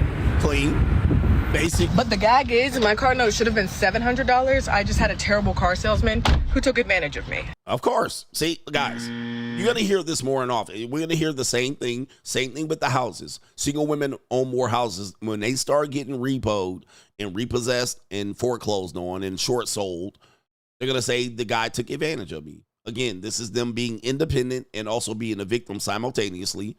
All right, this is a phrase that's been used in here in this space for a long time. Women want to be independent, but then when they don't get the right deal, oh, now I got taken advantage of. Which one is it? Are you going to be independent or a victim? So if you're wondering why I started doing the blue page, making the little hot content, it's because I need to afford the lifestyle that I live. Yep. My car note is... All right, so just like that. When I start selling pussy, I don't want to hear it. All right, so... When I start selling pussy, I don't want to hear nobody say shit. When you see me on the corner, bitch, mind your business. All right, so you see why I have the philosophy that I teach. I'm just a hardcore pragmatist realist. A lot of people are in this position. It is all economics. This is forcing women to not marry. This is forcing women to actually prolong their sexual marketplace value till they get the Joy Taylor and Cheyenne Bryant. And then they'll try to make all the kind of excuses. So you're selling pussy because you got a $1,000 a month car payment. No, what it is that's what you wanted to do. Right now you're blaming it on that and trying to be the victim. Okay, now that's what you wanted to do. That's like, dude, you like sex. Just say you a skeezer. All right, and that it makes sense for you to make money from this endeavor. It's all good, but don't say that you need to do it because of a car payment. Because you could have got an old husband out here where y'all could have had a partnership, 50-50. You could have afforded the lifestyle, but you want to guys. Women are making this decision every single day. Like the same girls who brainstem ain't developed all the way, who for some reason got ADHD and depression and anxiety. This is how they're working through it. This is how your daughters, your nieces, but then you're going to be mad at me for busting her back out. All right, you're going to be mad at me for busting her back out. All right, don't be mad at me, bro. She put herself in that situation. And this is why dating is cooked. All right, let's go to iShowSpeed. All right, out here tricking, and the tricking is in full effect. The pimping is dead. Let's see iShowSpeed, who got a lot of money, how much he's willing to trick on this $2 Tyla. All around me, I will pay for. How much? You're worth like a cool 5 bands. Don't say 5 bands. 5 bands. If I can, I swear to God, I will pay it right now, cash. Swear to God, on my life. So, guys, your competition is pricing you out. This guy's offered in this particular video. He says he'll pay for the punani. All right, he said, I got money. I'm rich, bitch. All right, $5,000. Boy, hey, don't be mad at me or don't be mad at him. He said, I'm going to give you the $5K right to your Cash App, right to your lap. All you got to do is jump up and down on my dick like a pogo stick, and we good. All right. Yeah, that brother's starving. Let's see if she sells it to him. Here we go right here. 5 bands. Welcome back. Welcome back. Girl, your hair is like frizzy. Oh, sorry. Oh no. All right, look at that right there. Look. Yo, why you sweating so hard? 30 seconds. What? 30 seconds! My best record, man. Oh. 30 seconds! Oh no. What's this wet? What is this? That's cum. Oh my. Oh. 30 seconds. Oh no. 30 seconds, $5,000 in 30 seconds, and you put nut on the man's hand. Oh no. I mean, he didn't even hit that bottom. All right, shout out to iShowSpeed. Yeah, it doesn't make sense to trick if you're gonna be out here 30 seconds to bust. All right, you got to give her that 45 minutes. You got to give her the whole hour. You got to give her the whole hour, my man. You know what I mean? Doesn't make sense. You big dummy. All right, it doesn't make sense to go $5,000 for 30 seconds. But you know, when you're young, All right. When you're young, it happens. You know what I mean? You know, you got to learn how to stroke these young hoes to death. That you can't be out here fighting because that's easy money. Then they come over to me thinking I'm going to give them the 30-second and I'm going to give her that 30 minutes. I'm going to sweat out that dude. Her makeup and eyelashes going to be on my pillowcase. She going to be like, damn, daddy. Okay, daddy. All right. So be careful out here. Get your shit, get your stroke game up. All right, Straggle Sniggle Theater. We have a guy that is married and all men pay in marriages. We just saw this right here. We have a wonderful couple that is going to put another skit on for us. It says, when you're trying to record content, but you have a husband. When you're trying to record content and you have a husband. Let's take you to him. That is a lazy looking body right there. But here we go. She thick. Yeah, I hurt myself. I am. Can you back up off the camera rubbing my ass? Yeah, I hurt myself. I am. Can you back up off the camera rubbing my ass? Oh, man. Just accept the attention with that big old fat sloppy jalopy ass. All right. She all walking. Look at these big ass bear paws on the end of these. Look at these hooves. All right. I don't know, man. Oh, the humanity. That's a lazy body having ass. All right. That's this lazy body. All right. And then I got an attitude. Can you back it up? All right, husband out here starving. Yeah, that brother's starving. Yes, sir. I can't let a woman talk like this in my house. In my house. In my house. A woman can never disrespect me in my house like this. She getting thrown the fuck out. Yeah, I hurt myself. And look at him right here. Look at this guy. Hey, married men, get in shape, bruh. Yeah, he tried to pull this mine and got roasted. See, what did I tell you guys? I am. Look, this mine, and look at this. Can you back up off the camera rubbing my ass? See, gentlemen, I told you this, right? Remember I told you that if you're married, go to your wife, slap her on the ass and say, this mine, and see what she says. There she goes. All right, 60% of men will get that particular response. Just get all up on me, touching me and grabbing me.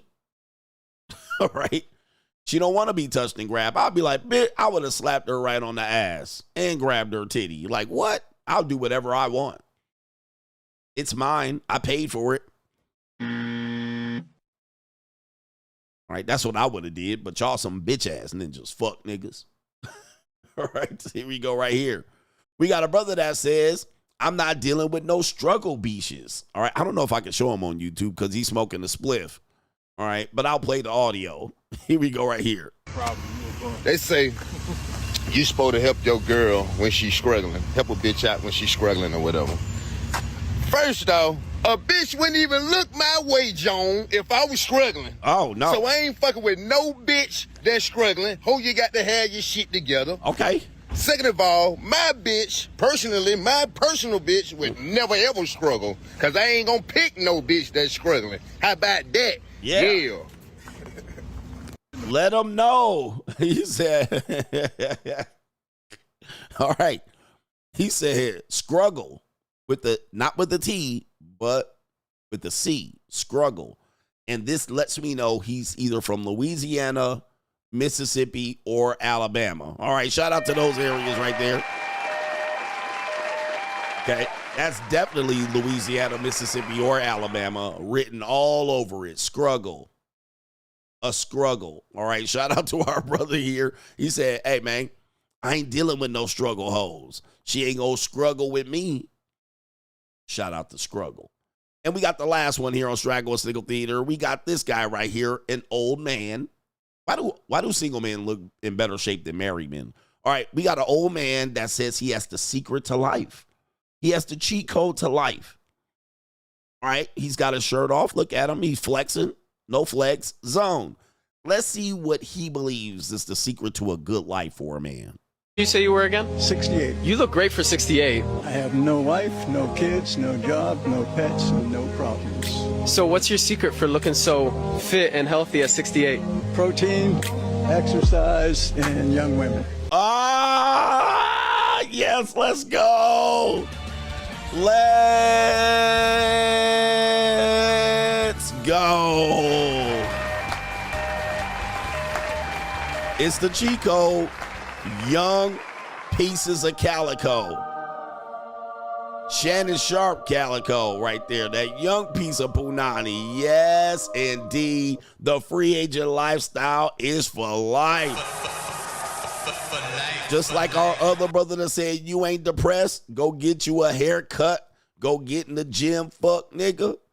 This guy said right here, the secret to life is protein and young punani. Hello, meow.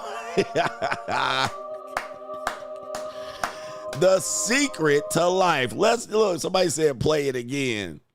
Play it again, gentlemen. You want to know the cheat code? Stop living in the so-called matrix. They be like, it's happy over here, and they don't be happy. They be lying their motherfucking ass off. And they, not only that, guys, if you promote marriage and relationship and you're a fat male, shut your bitch ass up. If you promote relationships and marriage, and there's a bunch of people that just jump to my mind when I think about this, and you're a fat male, please shut it the fuck it up. You cannot be a fat male and promote relationships and marriage. That's an automatic disqualification. Your opinion is mute. How the hell are you fat as a male and you're promoting relationships and marriage? Stop it. You're not happy when you're fat. Fatness never prospers. You can't be fat and happy. You can't be fat. I'm just telling you, man. You got to reconsider this. I'm telling you as the big boss right here. These motherfuckers be out here lying to you. How you fat promoting relationships and marriage? It's better over here. It's safer. And you fat. Like, it don't make sense. Look at me. 49 years old. All right, gray beard. Brother, in good shape. Let me show you my motherfucking six-pack. Hold on for a second. How you fat promoting relationships and marriage? Nigga, what? There's no way. You should automatically disprove of their opinion. Your opinion does not matter and you're out of fucking shape. Opinion rejected. Beer gut detected. Opinion rejected. Lies detected. No sirree, Bob. There ain't no way you're going to be fat. Get your motherfucking monkey ass in shape and then come out here and talk. Look at me. All right, how the hell, guys? Why y'all let people slide? Why y'all let people slide? Ladies, I'm going to take my shit off real quick. Let me show you this. Let me show you my motherfucking shit. All right, you don't want to see it. All right, anyway. This is crazy. All right, so get in shape. This guy said it right here. All right, let me see if we can play him again. Let me see if we can play him again so we can get the cheat code right here. All right. This guy said he's 67, 69. All right, here we go. You say you were again? 68. You look great for 68. I have no wife, no kids, no job, no pets, and no problems. Yeah, 99 problems, but a bitch ain't one. And look at him. He's still alive. Young men die earlier if they don't have a wife. He's still alive. Take care of yourself. No kids, no pets. At least he doesn't have children. No pets, no bitches, no problems. No job, I don't think he had either. So what's your secret for looking so fit and healthy at 68? Protein, exercise, and young women. Woo! I love that. Hey, guys, young women never go out of style. I don't care what these people say, man. You shouldn't be touching these young women. They never go out of style, bro. I don't give a fuck. Well, if the age of consent was lower, would you go lower than that? It ain't. So if we're fists, we would all be drunk. Nigga, we are dealing with what we got in front of us. Young women. Always. Always. You got to have them. You got to have them, bro. All right. It is a cheat code in life. The reason why older dudes die fast when they're single is they're dating old broads. All right. That's why. They're dating older broads. All right. So stop dating older women. Joy Taylor, Cheyenne Bryant. Go get you some young punani. All right. You'll thank yourself. All right. It's a cheat code right there. They always been muses. They're a muse. All right, use them as a source of inspiration. Well, they won't respect you. Damn the respect. You think I'm here for respect? They'll just be like, well, they won't respect you. They're going to fake it. They really don't want to be there. I don't give a fuck about none of that shit. Your wife don't want to be there neither. That didn't stop her. That didn't stop you from having sex with her while she laid on the bed like a dead fish in a Carl's Jr. star. You still fucked your wife. Your wife don't respect you. She just using you. She just there out of your service. So I don't care. All right. What we talking about? Respect. All right. She faking it. She don't want to be there. I don't give a fuck. All right. You don't want to go to work, but you still there. All right. That's Straggle and Sniggle Theater. Yes. Like, ride with me if you ride with me, you can slide with me if you feel like 550 on the 5 sticky, come get high with me, that's a deal, right? All right, you don't want to listen. The cheat code has been served up on a platter. Ladies and gentlemen, you're hearing the best of the best. The undisputed truth and the undisputed king of content. Shout out to Preston. Says 5K makes me one of the wealthiest in something in the world. Daymaker. I don't know what the fuck that means, but I think 5K makes me one of the wealthiest NDAs in the world. Shout out to you. Shout out to H Everyday. Independent plus victim is independent victim. And he says 5K for 30 seconds. Dark skin ninja problems. Laughing my ass off. Oh, light skin. Okay, we got a light skin, dark skin debate going on here. Light skin, dark skin debate. Hey, man, men, take care of yourself for real, man. I mean, come on, man. Just think, man, who's going to carry your fat ass in the casket when you die? I hope y'all guys getting cremated. I hope y'all fat ass niggas is getting cremated. Because who's going to dump your big dumpy ass in that casket? Okay? Your funeral going to be double the cost to get your fat rear end in that casket. All right? Take care of yourself. Because y'all always want to tell me what happens when I'm going to die. I'm going to die alone, and I'm going to die lonely, and I'm going to die. Well, you're going to die in a double wide casket. Right? That's what you going to do. Fatty. All right? Niggas with these fat, oblong-shaped bodies out here giving you relationship advice. Hey, man, this is crazy. Yo goddamn plot going to be 8 fucking wild. It ain't even gonna be 6 feet deep. It's gonna be 8 feet deep to get your fat rear end in the goddamn casket.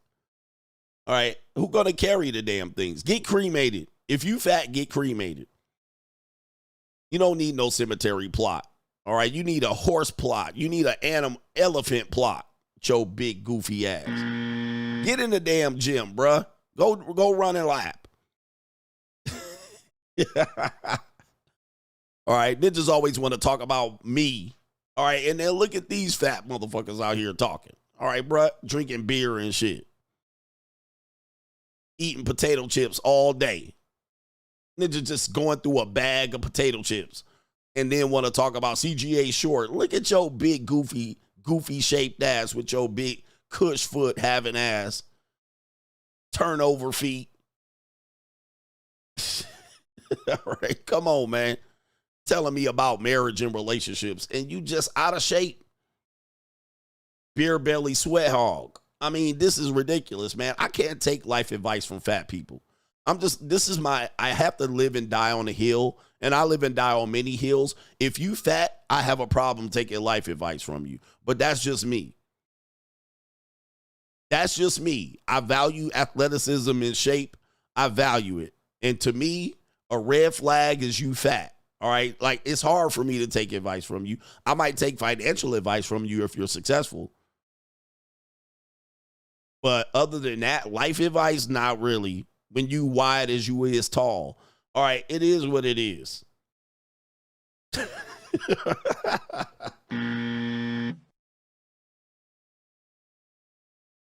When you got big ass wide ankles and calves, how am I supposed to take you seriously? Like, who does that to your body? How does your body do that?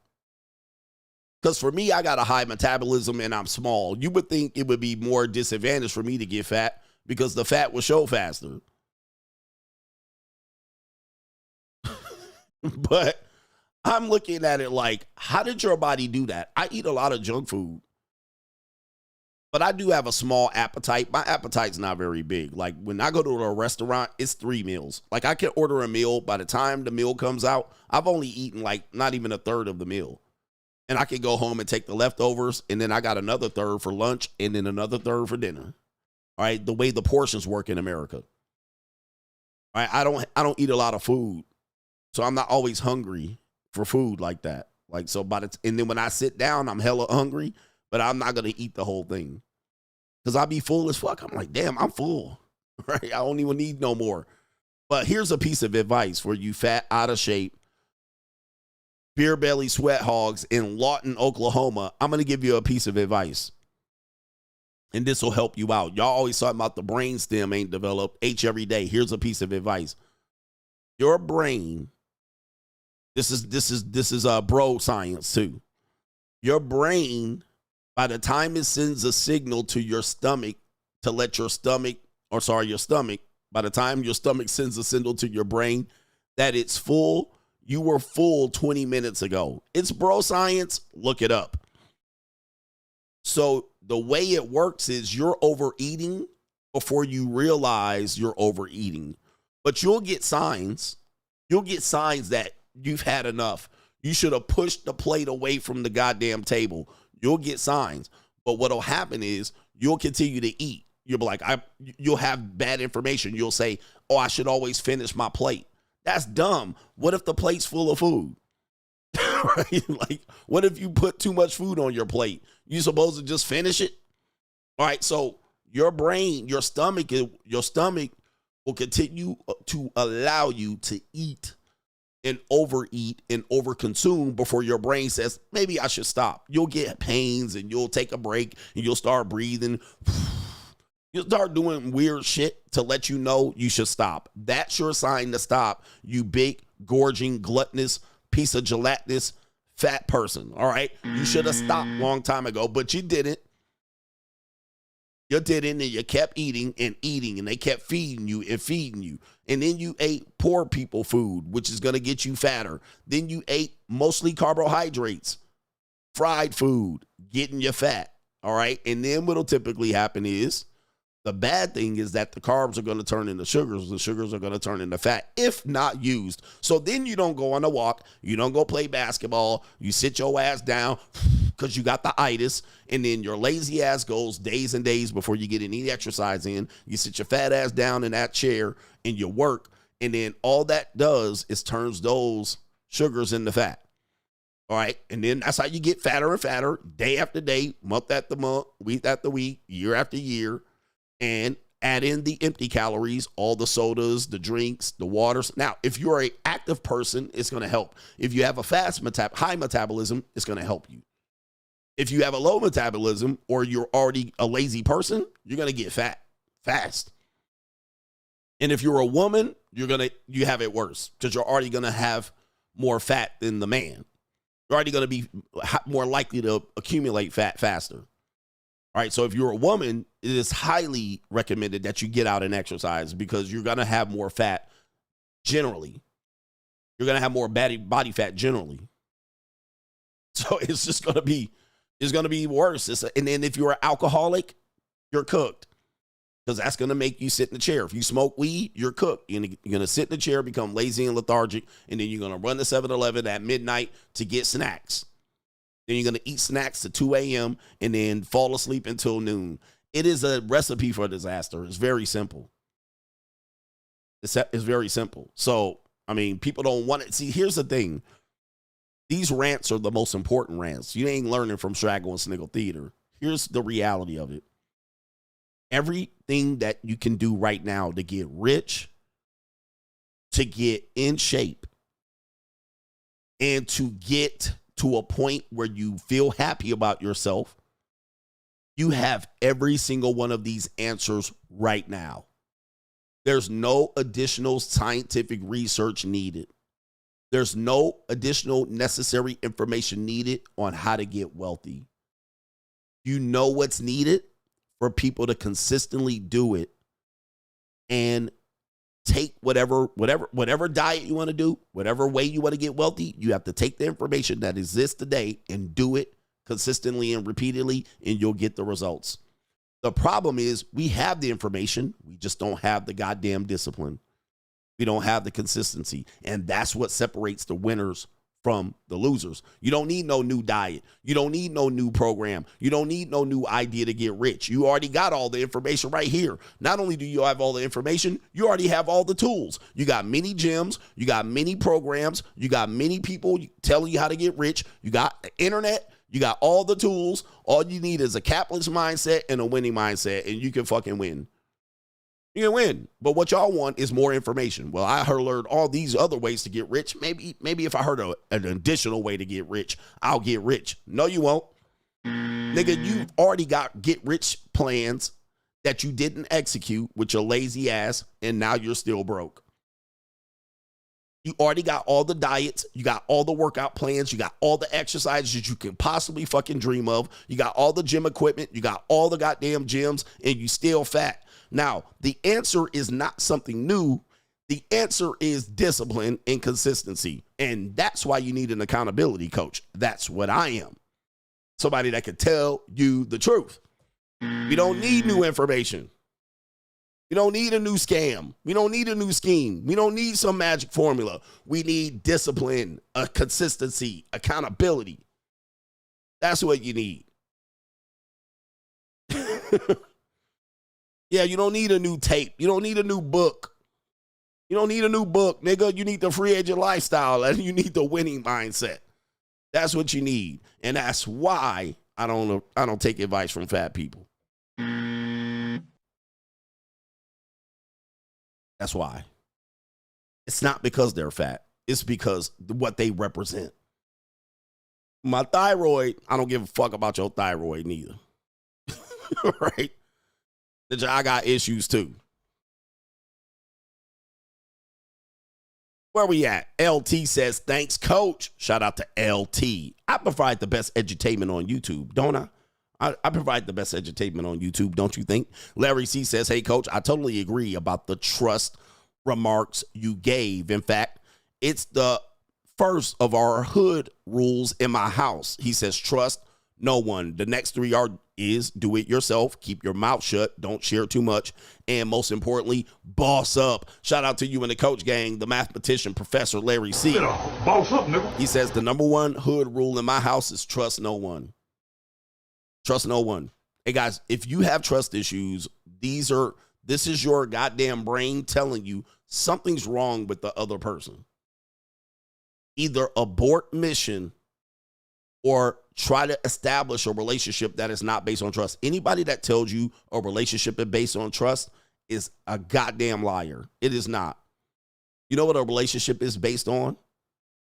It's based on you being accountable. All right? It's based on accountability. So you can't just do shit and be like, well, just trust me. No, hell no. If you trust me, it'll be better for you. Nope. All right, no, it's about you being able to verify information. All right. And if information is incomplete and doesn't make sense, yeah, I need to call you out on that. Why do I have partial information? It doesn't make sense. Well, you should just trust me. No. Right. No, it doesn't make sense. Can you please let this make sense to me? This is why you get bad car loans, you guys. This is why this woman selling pussy, because she trusted the dude selling her a car. This is why these women are giving up their houses in Lawton, Oklahoma, because, the mortgage person told me the wrong information. Because you're trusting people. The worst people to trust, you can trust a pit bull off its leash more than you can trust a woman or a man in America. In the world. I'll trust a pit bull off the fucking leash before I trust a person. What? Like, come on, man. People are shitty people. People are terrible, bruh. They're out for themselves. And always remember this. Proximity, likeness, and relation. Those are the people who you really shouldn't trust.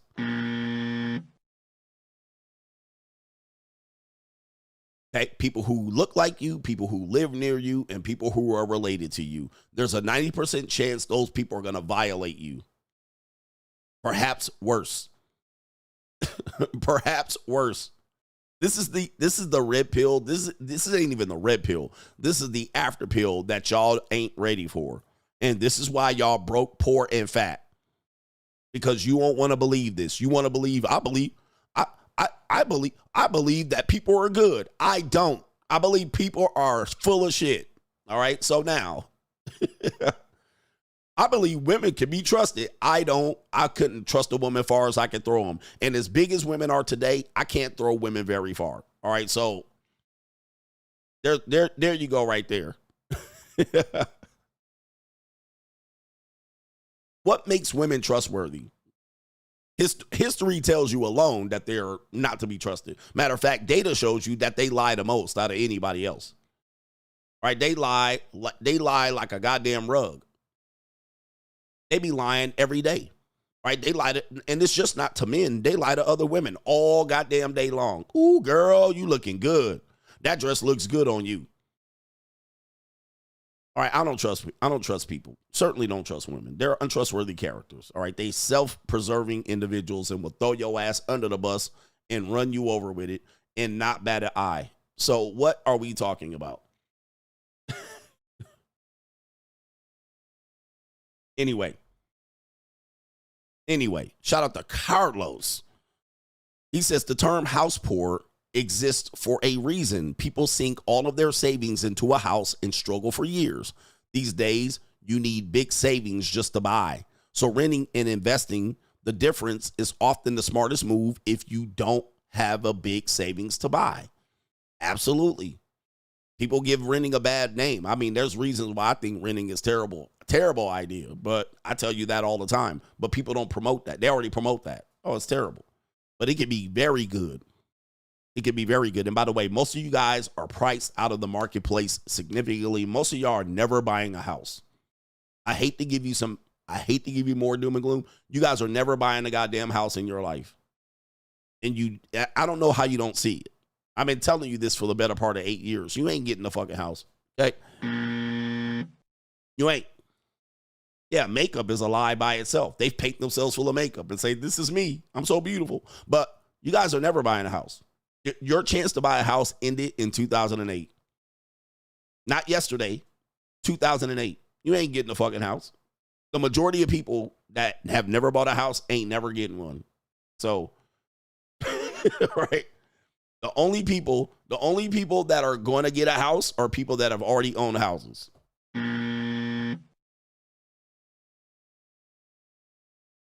That's the only people getting one. Or you're going to buy a house in Lawton, Oklahoma.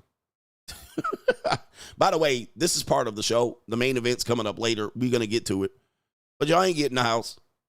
You're not going to fulfill the American dream. You would have to have the mortgage industry completely unregulated for y'all to get a goddamn house. All right. It is what it is. All right. Anyway. And if you get one, it's going to be it's going to be toothpicks put together with particle board in the middle, not one piece of cement or brick holding that bitch up. That's all you about to get. All right. And in 50 years, that shit going to collapse like a gingerbread house. All right. But that's neither here nor there. All right. But these home builders are building goddamn paper mache houses. Right. All right. They put houses up like a kit. All right. Them houses that cost $50,000 to build, and they sell them for $350,000. They'll go up to $750,000 too. But if you drop one goddamn ash in the kitchen, your house is going to go just like that. Just like that. Ask them people in California. All them $1 million houses went up in fuego. One flame dropped on a goddamn roof in seconds. Right? In seconds, gone. Like if your house is full of concrete and brick, you can build around it. Oh, the kitchen burned down. What happened? I dropped some shit, grease fire, and the kitchen got fucked up. You drop a grease fire in one of these goofy ass houses today, them shits is going up in flame. The whole goddamn house. All right, quickly. It's the Three Little Pigs all over again. All right. The Three Little Pigs. Tell me I ain't lying. All right, look, I don't lie to you here. I'm just telling you the truth. Nigga, get one of them goddamn little pig houses if you want. Little pig, yeah. The Palisades fire. But even all of those houses where it burns up. Little pig, let me in.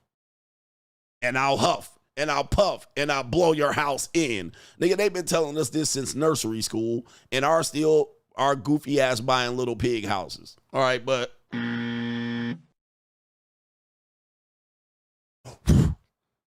right, anyway. Shout out to Jay Ferg, says, thanks, coach. One of the best teachers with amazing sense of humor. All right, and I gotta go for the jugular when I teach a point, just so you can get it. Shout out to Striker, says, Coach Stradamus, that's the Black Mirror. White Christmas is real. The woman has her mind cloned in a device. And he says, then begs to shut it off because she couldn't take the mental overload. That's the future right there. He says they'll ask for peace from the very mind that fed chaos. Wow. Woo-wee. Man, that's crazy. So the shut your mind down, you're saying that's Black Mirror. Shut your mind down. You're hearing this like, for men, we're telling you. When you're hearing what women say, I want to shut my mind down. I want to shut my mind off. This should be concerning. This tends to be something that women think is in their feminine. I'm going to shut my mind off. This should be concerning when you hear it. I mean, it sounds like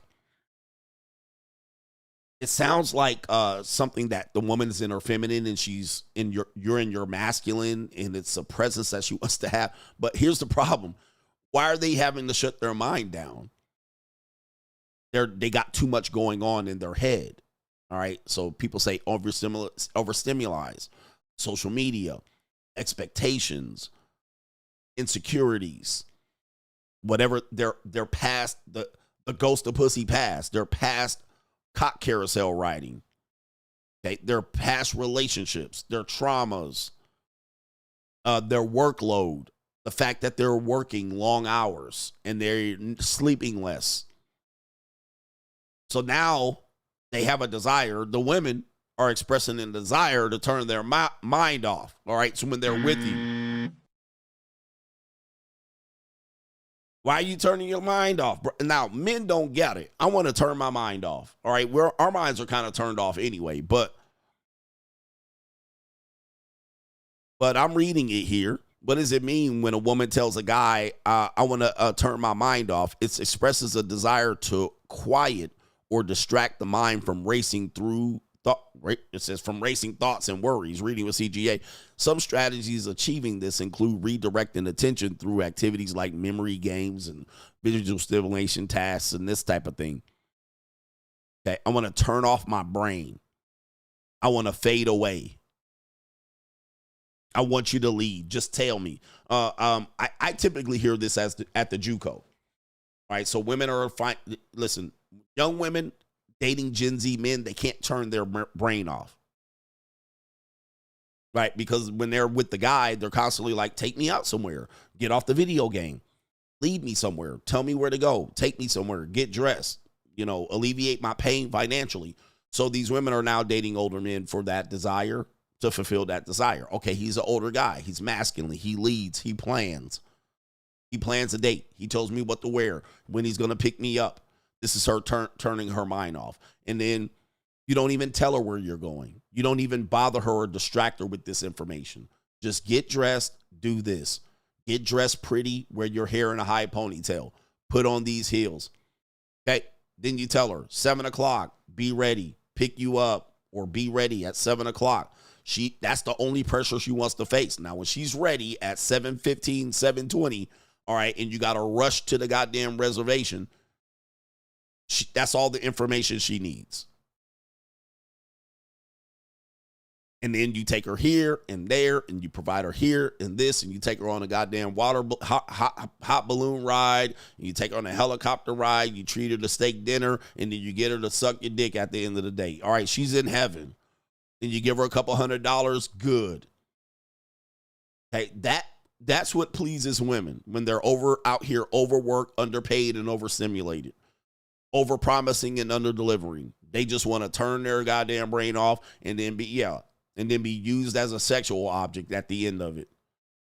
And even then, they're turning their brain off during sex. They could just lay there like a Carl's Jr. star for all we care, and we doing 90% of the labor during sex. They just laying there most of the time. So we just out here doing this and flipping them there, pulling their hair back, choking them out, all right, throwing it up, the Duke shoot, whatever we're doing. She's just there as a receiver. And I'm making sense for you people here. Yeah, the Calgon take me away. All right. And then afterwards, you send her to the spa, massage, mostly paying for stuff, and then tell them to show up. Pay for a massage, pay for their personal trainer. They'll be in heaven. Good. All I got to do is just let this person. All right. But you over there pinning their legs back, knees to ears. And she just sitting there letting you be. She just want to be goofy. She just want to be dominated and be goofy. I like to get dominated. I like to. Choked, whooped, spanked, told what to do. I need a man to take charge and let me just, be goofy. Now, it's going to work to a certain amount of time. When you over-exercise this control, she's going to say you're controlling and insecure. All right, so this is for a limited time only. It's a limited time. So women that are like this, they only want it for a limited amount of time. When it becomes controlling or you start exercising expectations of her, she gonna skedaddle. All right, she's out of there. And not only is she gonna be out of here, her friends are gonna tell her to get out of there. Her friends are gonna go tell her to get out of there. Well, he had leverage over me. He had a power position over me. I was financially tied to the guy, so I couldn't make no moves. So I couldn't. He was always telling me what to do. He was always telling me what to wear. He was always asking me to check, asking me where I am. He wanted to know so it'll turn into controlling and domineering and power struggle for her later. And then she'll exercise a desire to go with a pookie. Go with a no good nigga, a bum. All right. And then she'll go for a bum. And then she'll come running back to you when she runs out of money with the bum. I like a man that's decisive, because Pookie ain't going to be decisive. He ain't going to make plans. He ain't going to take her out on a date. He ain't going to do nothing but lay there, smoke weed, and eat potato chips, and drink beer, and try to poke on her holes at random. All right, and so that's where you got. And beta married men are somewhere in between this. Yes, dear. Yes, honey. And that's why they don't get no pussy after 6 years.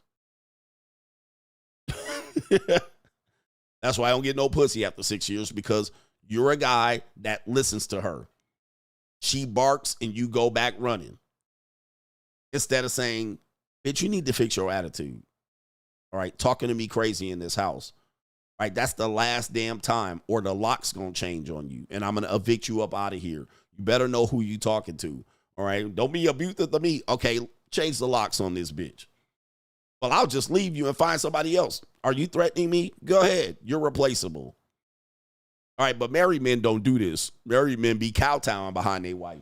And that's why the wife don't suck his dick. All right? No woman could ever suck the dick of a man she don't respect like that.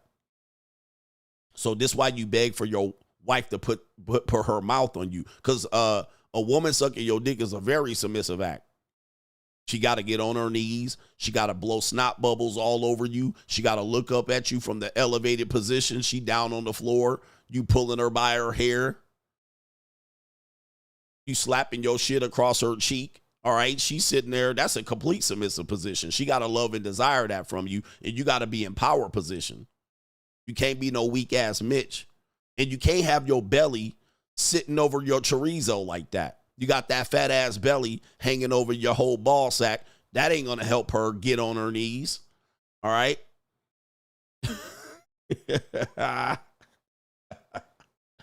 Anyway, this is the best entertainment on YouTube. Do me a favor, hit the like button.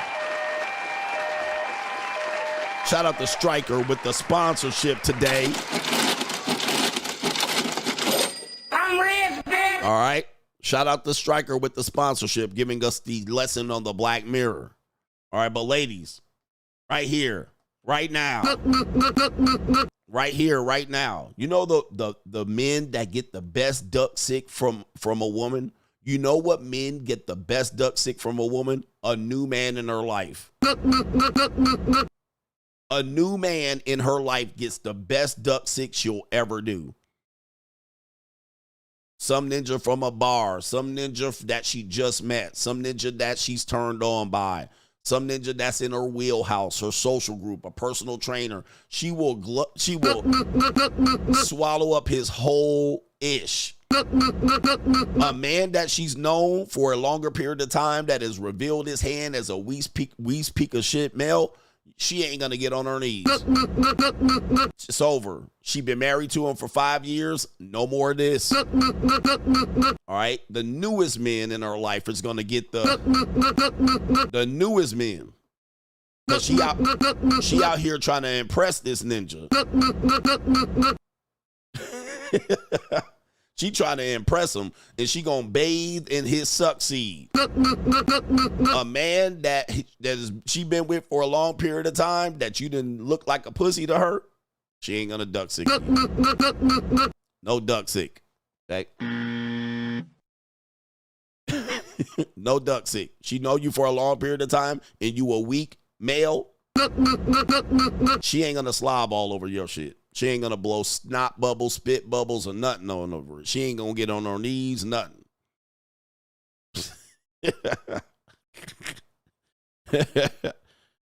He said dropping a triple double on them. I'm hitting y'all with too many facts out here, bruh. Too many facts. And prove me wrong. Prove me wrong. You can't prove me wrong. I'm giving y'all the cheat code. All right, look, I'll bless you with the main event. Because I do got to set up the main event. I got to set it up. So Crime and Law CGA and the main event. I got to do it in this order because I'm setting up the main event. So Joy Taylor coming up here in 30 minutes. So Crime and Law CGA, let's go. What do we got here? We have a Ghanaian. Is it Ghanaian? Ghanaian couple passes away. I didn't mean to laugh. A Ghanaian couple passes away on their wedding day shortly after eating at the reception. Investigation reveals they were allegedly poisoned by the ex-girlfriend, Merp. As I said, proximity, likeness, and relation, it's all there. It says right here, what was meant to be a joyful celebration turned into a heartbreaking tragedy as a Ghanaian. I want to say Ghanaian. Is that the right way to pronounce that? A Ghanaian couple, his name is Joey and Celine, reportedly passed away on their wedding day shortly after eating food served at their reception. According to reports, the newlyweds began to show signs of severe discomfort shortly after their meal. It said despite efforts to save them, both tragically lost their lives. Investigators later revealed a shocking twist. The groom's ex-girlfriend, identified as Sylvia, was allegedly behind the poisoning. Sylvia and Joey had dated for 6 years before he traveled abroad. Their relationship eventually ended a year later. Joey reconnected with Sylvia's best friend, Celine. Oh, that'll get him. All right, that'll get him. And the two fell in love and got engaged. Celine, hoping to be transparent, informed Sylvia about the relationship and asked for her blessing, which she allegedly gave. However, further investigation revealed that Sylvia laced the couple's food with a deadly substance out of a feeling of anger and betrayal. During the interrogation, Sylvia reportedly confessed. Oh, no, gentlemen. Well, the ex was invited because they were friends. And apparently Sylvia said she was cool with it, but under further review, Sylvia was not cool with it. According to Sylvia, I did 3 early terminations of pregnancy for him, and the last one nearly cost me my womb. I turned down other men because I believed I was in love. I paid his bills and even covered the cost of his flight when he traveled abroad. Now you see where the anger coming in. This is totally like the movie, the Tyler Perry movie with that woman that I don't like very much. Somebody give me the name of the movie. And again, all men pay. All men pay. But he says, she said, I was paying for all of his expenses. I couldn't save a dime, not even for my family and late parents, because I gave everything to him. And in the end, he left me and got engaged to my best friend. The depression and emotional torture was too real. I loved him deeply, but he betrayed me. The movie is Acrimony. Sylvia is reportedly in custody and facing charges of first-degree deletion. And yes, sir, all men pay. Look what she did to my car. What the Jeez. my car? I can't stand this hoe. Yeah, Taraji P. Henson. All right, the movie is Acrimony, and so it sounds like, yeah, man, she, there are women that do this for bum-ass ninjas, and only to lose. So this is why women will not do it further. This is why they then demand that you pay. All right, hey, I ain't paying for you. When women do this, it gives you the indication that they paid for a guy. Meaning they supported a guy, and he was a bum ninja, and then they're not going for it anymore. In this case, it went a little further where the bum ninja, I'm calling him a bum ninja, but I don't know. He was just trying to grow up. And unfortunately, just because a man or a woman does this for a man or a woman doesn't mean that they're going to be loyal to you. All what happened was she probably wouldn't suck him off anymore due to the lack of respect that she had for him. But this woman, Celine, or the other one, Celine, sucked him off real good. Okay. Be careful out here. We have a man shoots his wife while she was with the new boyfriend. Again, proving what I said, women will go crazy or for a new piece of whatever. But let's see if there's any audio. Okay. There's no audio here, but this looks like the outside of somewhere in Kentucky or one of these houses here. Look at this brick. You see all this brick? I was just talking about this. This is how they used to build houses. Okay? They don't build houses like this no more. All right? This is mostly brick. Like, show me houses built today that are like this. Okay? Mostly brick. This is literally like half this house is going to suffer damage in the fire. All right? And then you'll be able to build around this shit. The brick's going to be hot, but you'll be able to build around it. Show me a house today built like this. All right? So, anyway, this is in Detroit. Oh, the humanity. Detroit. A woman is hospitalized after she was shot by her husband Friday morning. The incident happened in the block of, well, I ain't going to say it, but it's near 8 Mile. The 34-year-old man fired shots with the intentions of shooting the wife's new boyfriend, but instead struck his wife. The shooting happened while they were outside the new boyfriend's home in 8 Mile. She was then privately transported to the hospital by the shooter, her husband. Her condition is unknown. The new boyfriend was not injured. The investigation is ongoing. Just like that. Pop, pop, cut, cut, cut. Skidi-Pop-Pops. And a pop, pop, boom. All right. There's Detroit again making the news right here. But we tell you, man, don't mess with people's wives. Because these guys will go AK-47 you. Death by simp. It happens. Messing with another man's wife will get you killed out here, man. That got to be biblical. Thou shalt not covet thy neighbor's wife. Don't mess with married women. Don't mess with married women. We have Crime and Law CGA up here. We got The Game is back in the news. You guys know The Game has been sued by a woman for a sexual assault. And he got a $7.1 million judgment placed against him by a woman named Priscilla Rainey.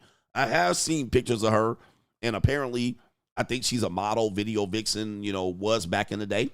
And The Game has been playing a legal game. First of all, he did not show up to the case, and it was a judgment, a default judgment set against him.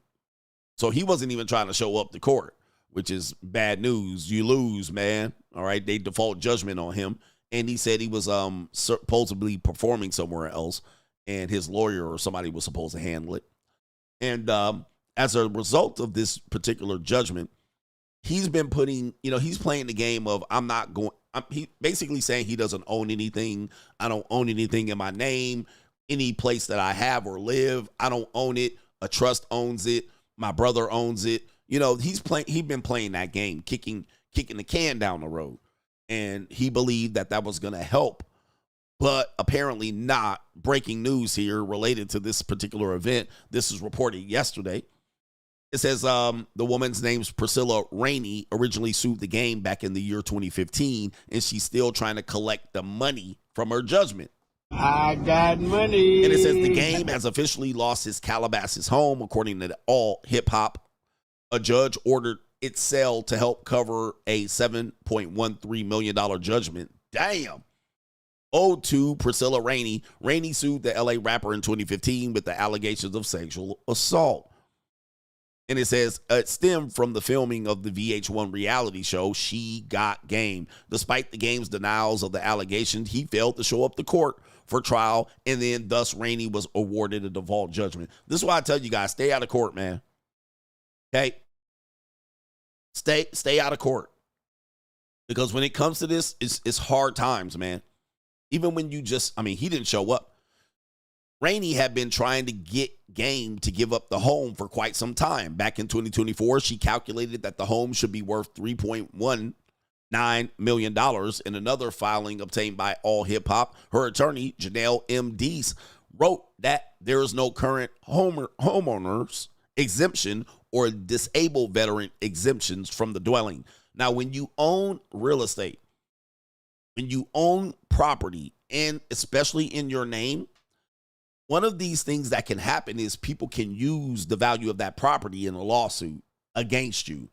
Not only that, the government can put liens against you. Not only that, child support and other government agencies can put levies against that. Bank accounts, properties, and this type of thing that can either force you to sell or prevent you to sell. And in this case, the government, when you own property and you pay property taxes and you give the government, you rent the house from the government, this is what happens when you own homes. If you are in a lawsuit and you don't have anything that is protecting it, a shell company, an LLC, a trust, that property can be taken by the government. And this is what happens when you get into home ownership. This is why people who own homes, typically in suburbs, they don't go outside, right? They typically are married and they stay in the house. Because if you out here living that type of lifestyle and you own homes and you get into a lawsuit, that property can be recovered in that lawsuit and used to settle the suit.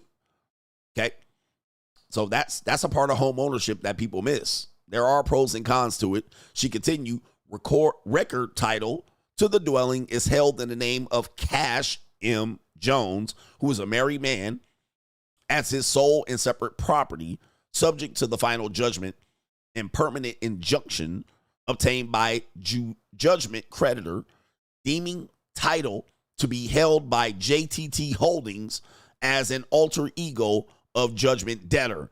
I am informed and believe that the dwelling is not a homestead. And following the judgment, the default judgment, Game attempted to get a new trial but was unsuccessful. Gotta show up to court. As for the $7.13 million judgment, $1.13 million was in compensatory damages and another $6 million was in punitive damages. After Rainey initiated the lawsuit, the Game vehemently denied these allegations in a statement. Don't be fooled by these allegations and the dollar amount in the headlines, cuz I put that on my favorite auntie poodle. This broad ain't getting shit. Lies. She got shit. And she ain't forgetting, bruh. Every girl on that show will tell you I never touched this chick or even desired to be anywhere near her. She got kicked off the show, and as a result, she filed this lame lawsuit, which was probably her intentions before the show was ever even started, he says. But, sorry, Game. Gotcha, bitch. It's a part of the game. All right, it's a part of the game, man. I know a lot of these guys, I know you guys think you're clever and you got all of these tactics to deal with women. You want to surround yourself with women. You want women to validate you. I say they're only going to take one woman to make you pay for all of these bras that you was out here messing with. Okay? And it is a very, very treacherous game. So anyway, he bet that on his favorite grandma's poodle, I think he said. And apparently, if they take this house, then you only owe her $4 million. And then you see how she came after that money, and they will go out there and sue these other companies out here. They're going to sue these companies out here. All right, we got more crime and law CGA. Quick clip. This is Jeezy's baby mama, Jeannie Mai, being super duper petty. It says TV show host Jeannie Mai, Jeezy's ex-wife, dispute, full body cam. They got the bitch on camera. All right, watch what divorce does to people, especially women. All right, so women get real petty. I know you guys think the love of your life will never do despicable things against you, but you're gonna see this is a classic divorce syndrome woman who supposedly has enough money to buy whatever she wants, but she is angrier than a wet hornet. All right, she's like an angry tadpole. Here we go. I want to do my walkthrough. That's the court order. Let me do my walkthrough, and what I'm personally checking for is my belongings. I've moved my whole life from Los Angeles to here. I also had a baby here. I lived in this house. I decorated this whole house. So yes, I absolutely want to make sure that my things are taken with me as in addition to what's packed up. I want to make sure. I can't say for addition. You might be right. He might have packed everything for me, but I deserve a walkthrough because of court order. So that's what I'm here for. Okay. I'm not. But how am I supposed to know when I look at these pictures? How can I organize to make sure I've gotten all of the boxes? Am I just to assume that everything that has been packed is in there, even though there's 10 pages of pictures to one box? So let's look at this one box. So you look through. Can you look through your Dropbox and look through 1 through 10? Do you think those 10 items are in this box? This the petty shit, bro. This the petty shit that I talked to you about. This is the petty shit.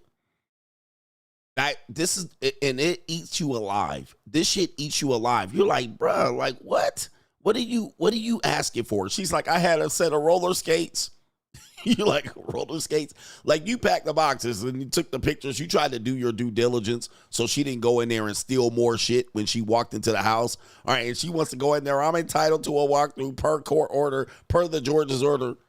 What's in this box? Are there the pack of roller skates that I had when I was 6? Petty shit. And you just trying to move on. And then they call you bitter and hurt. But this woman's constantly drumming up petty shit. I had this. I moved my house. I moved from LA to New York or Atlanta, wherever they are. And it's a nice house. Brick, by the way. Right? But then they turn hella petty.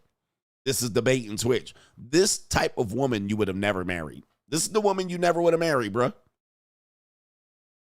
If she acted like this before the marriage, you would have never married her. You'd have been like, this bitch crazy. But she already acted like this. Apparently, she was already divorced. All right, she was already divorced. Let me see here. Let's see here. Find the video real quick. Here it is right here. All right, here's the video right here. Here we go. This is how it was before they married.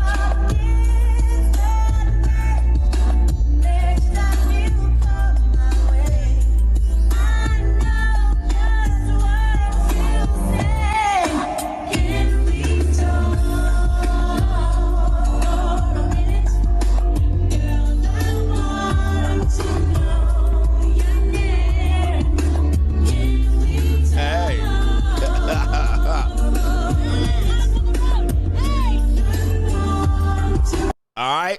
This is how it was. It was all Gucci. It was all Gucci. All right. What about love, coach? All right. What about love, coach? I want burning desire. I want genuine burning desire. All right. Our love is like no other love, coach. You just don't understand. Our love is just different. My girl is different. She ain't like these other girls out here. Oh, really? Okay. Let's find out what she like, bruh. Let's find out. I moved my whole life from Los Angeles to here. I also had a baby here. I lived in this house. I decorated this whole house. So yes, I absolutely want to make sure that my things are taken with me as in addition to what's packed up. I want to make sure. I can't say for addition. You might be right. He might have packed everything for me, but I deserve a walkthrough because of court order. So that's what I'm here for. Oh, okay. I'm not. But how am I supposed to know when I look at these pictures? How can I organize to make sure I've gotten all of the boxes? Am I just to assume that everything that has been packed is enough, even though there's 10 pages of pictures to one box? So let's look at this one box. So you look through, can you look through your Dropbox and look through 1 through 10? Do you think those 10 items are in this box? Take a look. Look at that. Look at this is the average size of the box. I did not take inventory of every single thing that was going into the box. Right, but that's why I'm asking. But just know that you have mouse traps here, right? Like a few inches away from where we're standing. And then you have my belongings for 6 months standing in a deep, damp garage that are exposed and open. I'm just talking about respect. In the month of December 2024, local police got a call to the home of J. Wayne Jenkins, known as rapper Young Jeezy. The call was made by Emmy award-winning daytime talk show host Jeannie Mai, the ex-wife of Jay Jenkins. The dispute was over a court order allowing entry in the home to retrieve property following the divorce. Okay, I'm going to stop it right there. You guys can watch that on the RN News Daily channel. Very small channel. Great video here. Guys, that's the marriage will that I warned you about. It was all Gucci. It was Can We Talk? It was singing. Now this bitch got his government name out here, putting paper on him, and she going there with the petty shit. All right, it was Gucci. This is what I tell you, man. Men are in love, women are in business. Okay, men are in love, women are in business. It was all gravy. Okay. There it is right there. She was sucking his dick, all that. Swallowing his suck seed. All right, and we got 2 old soggy bras out here that's going to say the same thing. We got them coming up here. Do me a favor. Are y'all getting the picture? Are y'all getting the picture? Shit, man. I'm trying to tell y'all, man, it's not a game. This ain't a game. This is practice. Practice makes perfect, man. Yikes. Shout out to our brother. It is Teresa. Shout out to Teresa. Says, I have a coworker whose ex won't move out. I suggested he have his hoes come in and out while his ex hears the headboard knocking and bed squeaking, and he laughed. And guess what? All right. Pop, pop, cop, cop, cop. Skidi-Pop-Pops. And a Damn. pop, pop, boom. All right, Teresa laughed, man. That was cold. Let her rip. All right, let her rip. That's cold-blooded. All right, that's going to piss her off. I wouldn't do it. All right, just evict her. Hit her with the eviction. All right, we got our brother Roderick Miller says this information is gold. Young men, listen up. That's a co-sponsorship.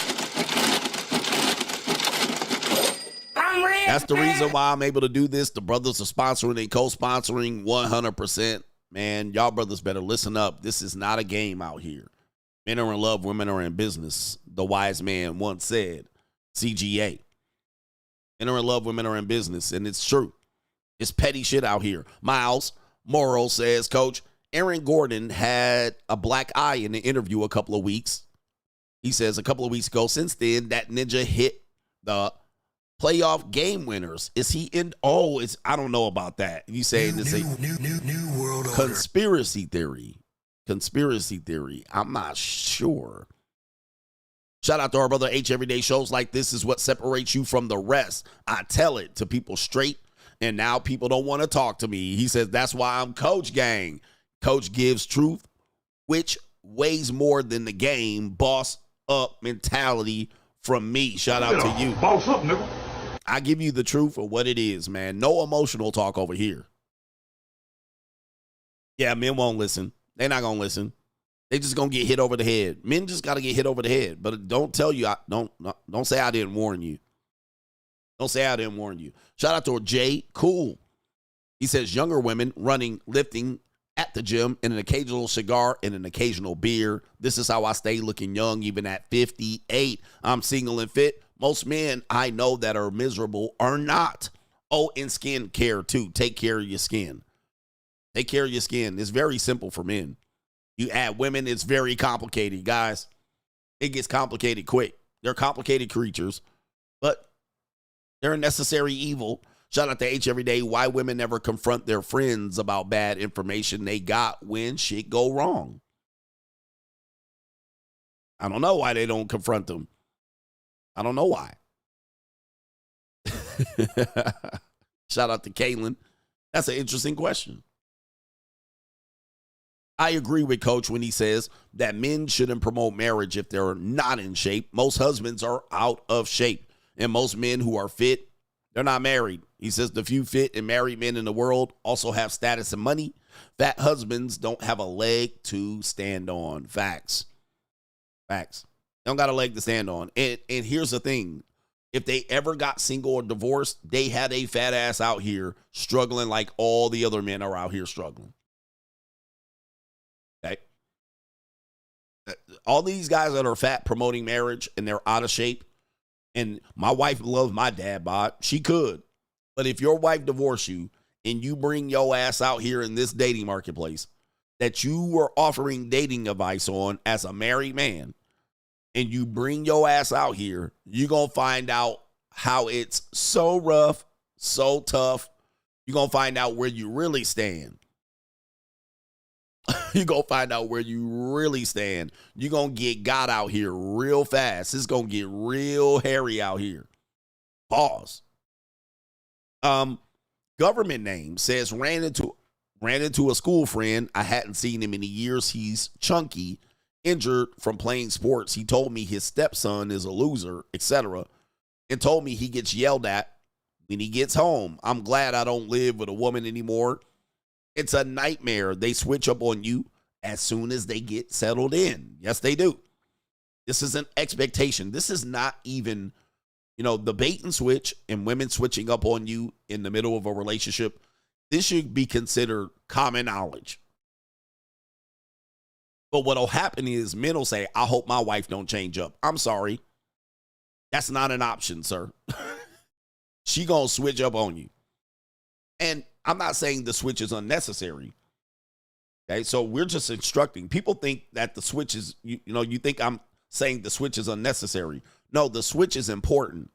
It's important. She must switch because she's going to take on a different role. Her relationship is going to be about you. But then because she's a woman, she's going to be able to incubate children. Because she incubates children that come from you, she incubates children, she got to raise them. She's got to assume a different personality. Things that were important to her are not important anymore. And this is you're going to need this to require her to focus the attention that the children need onto them. So she's going to change. She's going to then see you as a child. She's going to see you as something else that she has to take care of. When the children weren't there, she was willing to do it. So initially, when you're dating a girl and she's in her submission and she loves you and she swallows your suckseed, she'll come over and fold your laundry. She'll ask you for things to do. She wants to be task-oriented. She wants to be led. She wants to feel like she's giving back to you. So she'll do it.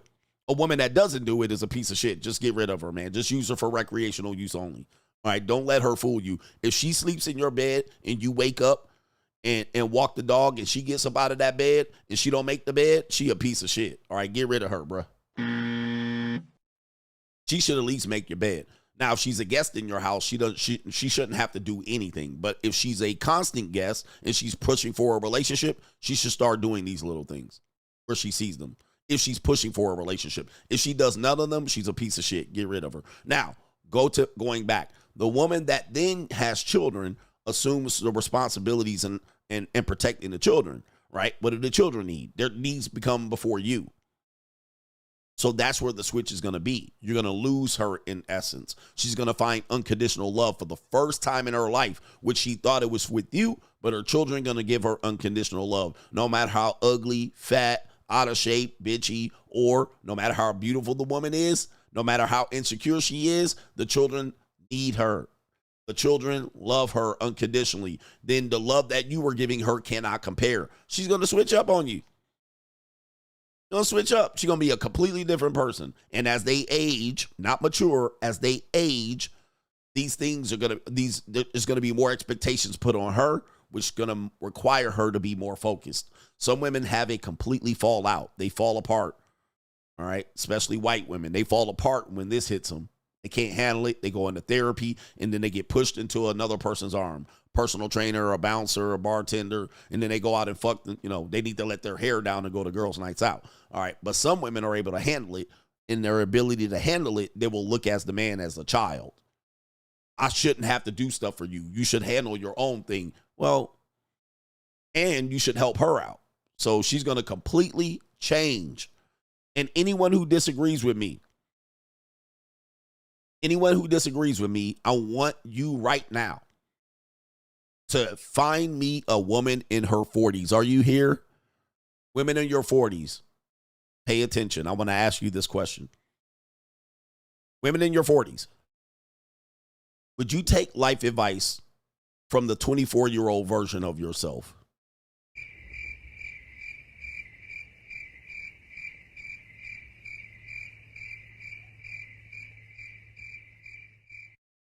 Now, this should be an easy question because men, we would actually easily answer this. I wouldn't take life advice from the 24-year-old version of myself.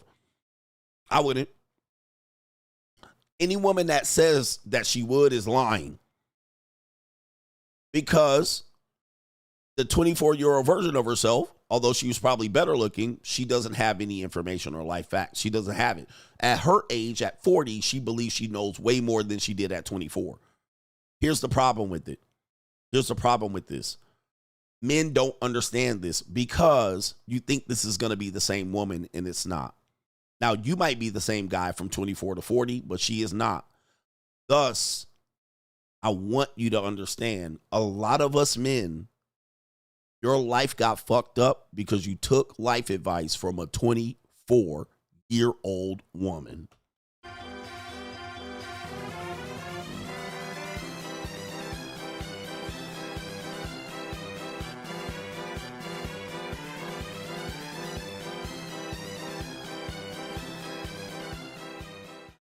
We got married to her. She said, I'm going to be the best wife you will ever have.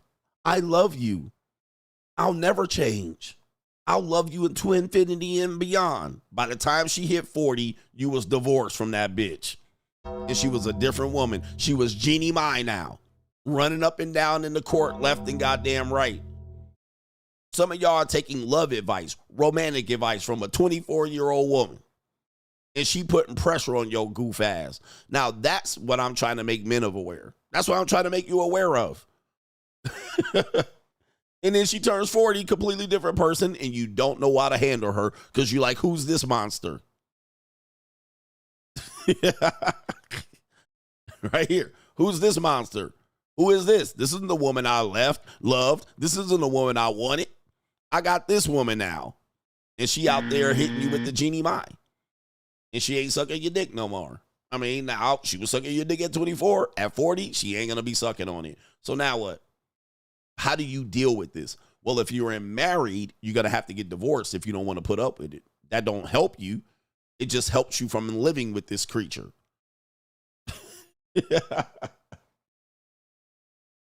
Okay? It just helps you live. You don't have to live with this creature. It don't mean this creature ain't going to cause you pain and trauma. All right? She going to pull the Jeannie Mai on you. Talking about counting up boxes and shit. All right? She going to be in here like this on your ass at 40. When I look at these pictures, how can I organize to make sure I've gotten all of the boxes? Am I just to assume that everything that has been packed is in there, even though there's 10 pages of pictures? That's the 40-year-old version of her. At 24, she wasn't saying that. Shit, at 34, she wasn't saying that. She was doing this. So pay attention, gentlemen. Pay attention. I'm trying to give y'all the information you need to make good lifelong decisions.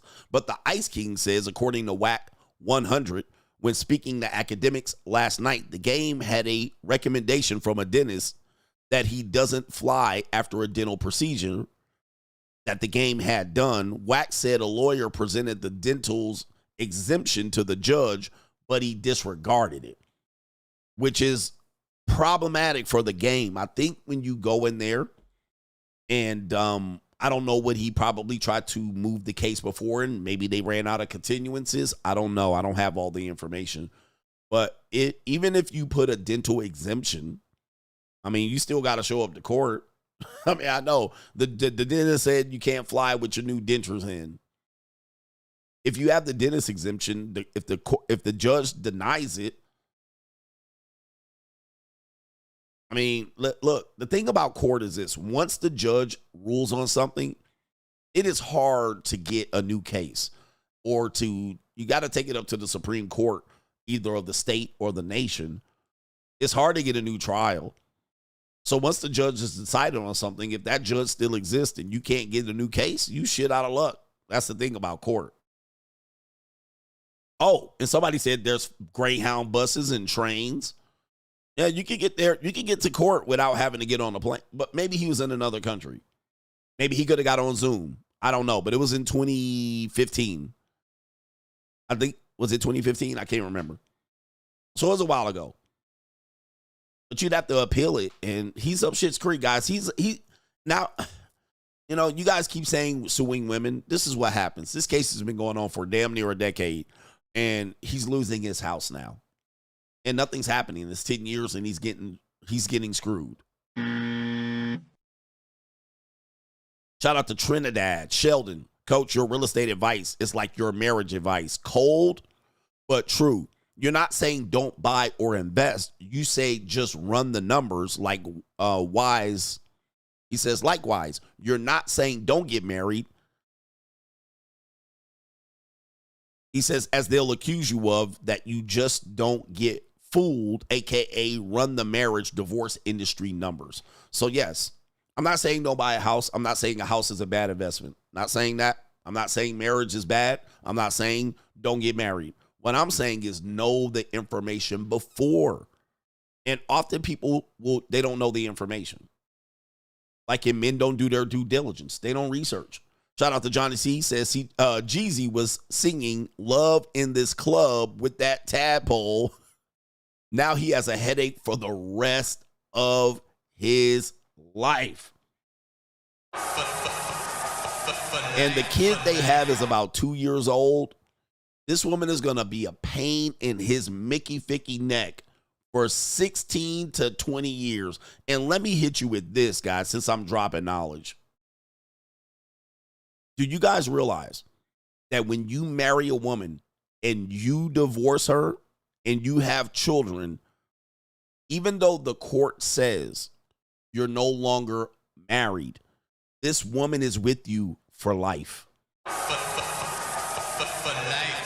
You don't get rid of her.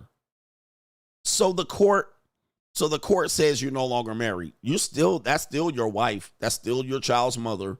That's forever, guys. Just because your kid turns 18, you don't get rid of the kid. You don't get rid of the girl.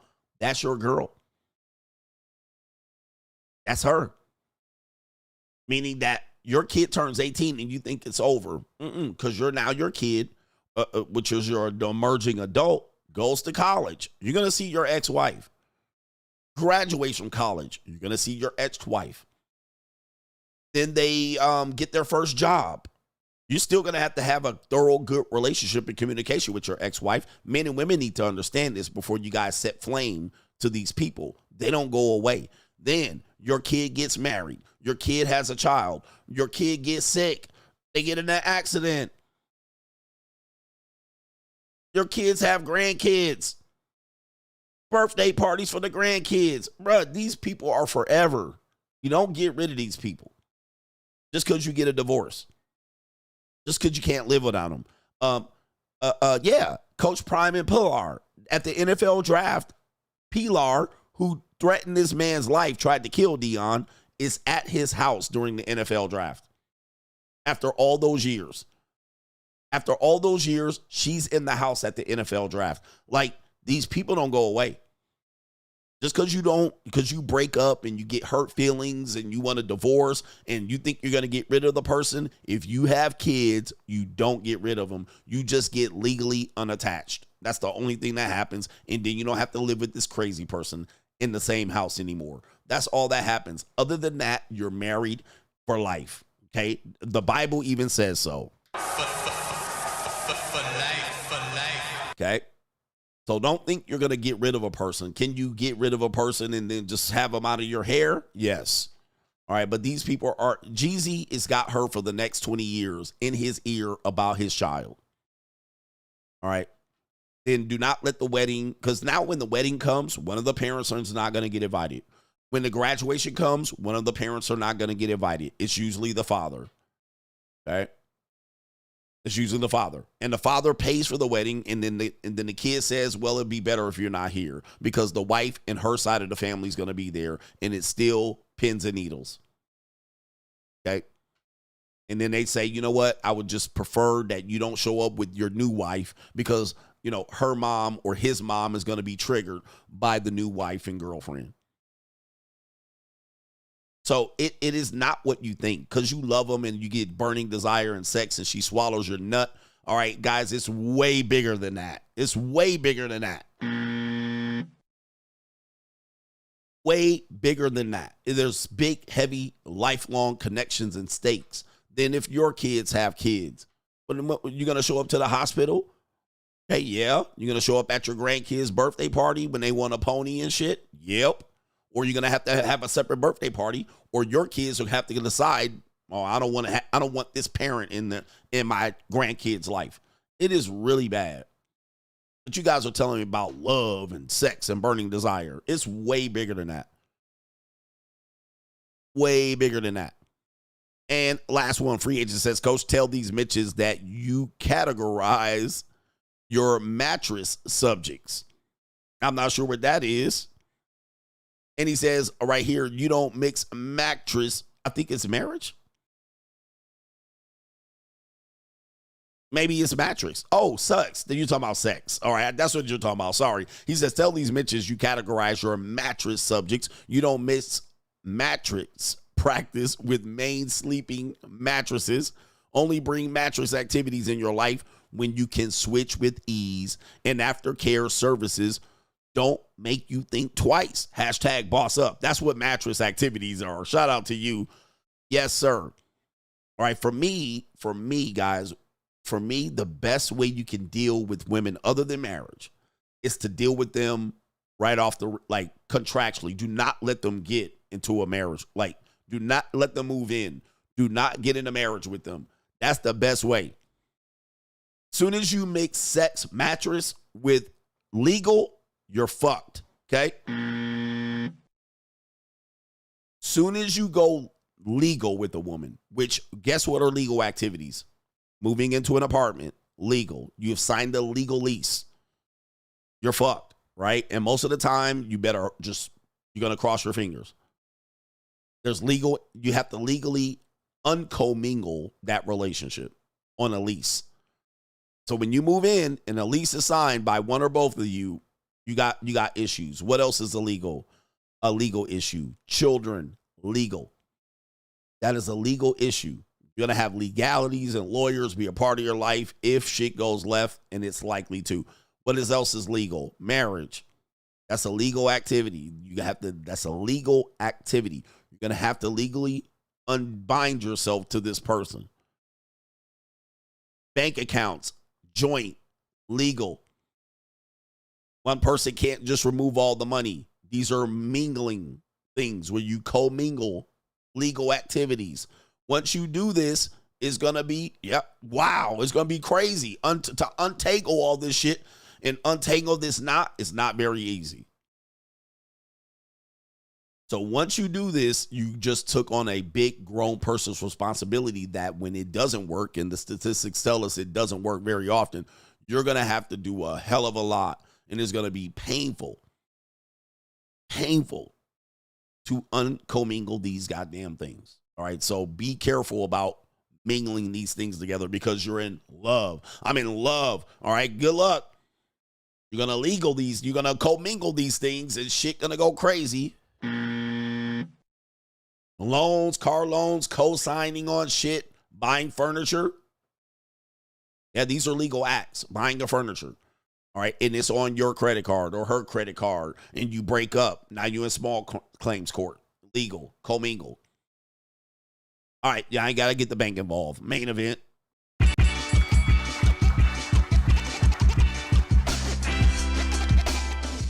Main event, we got skeezers.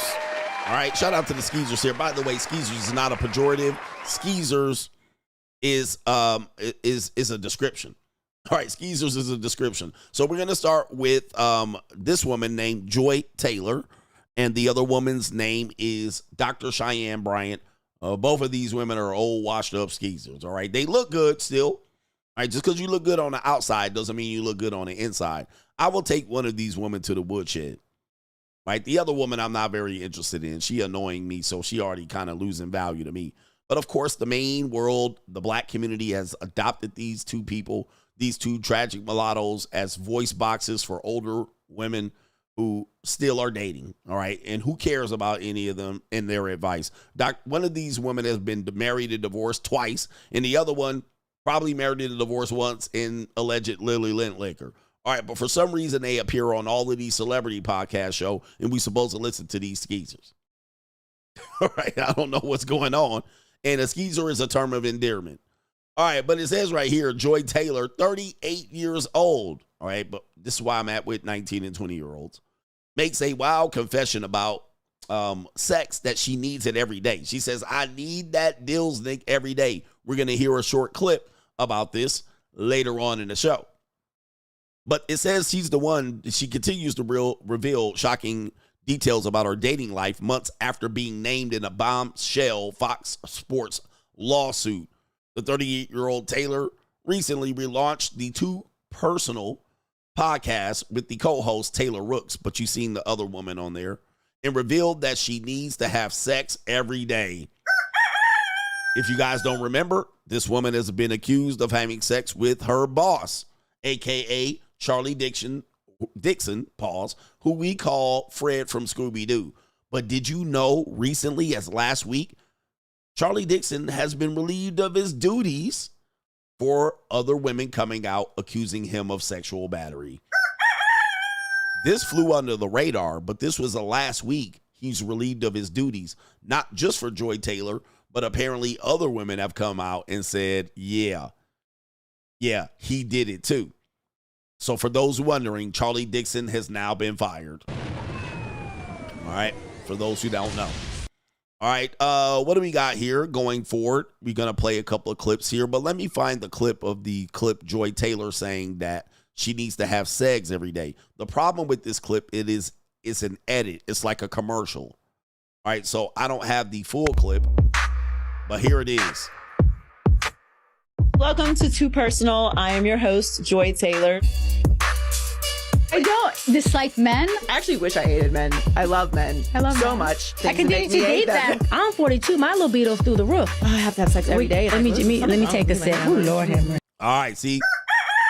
Hey, any woman reaching for wine glasses is a red flag. All right, so this is when I'm 40. So this is the clip that has gone viral of her saying, this is Cheyenne Bryant, a so-called doctor, all right, an alleged doctor, all right, not an engineer doctor, saying her libido is through the roof. We do actually have this clip here saying the same thing, and let's play the clip. This is the Two Skeezer podcast. All right, so here we go right here. I'm 42. My libido's through the roof.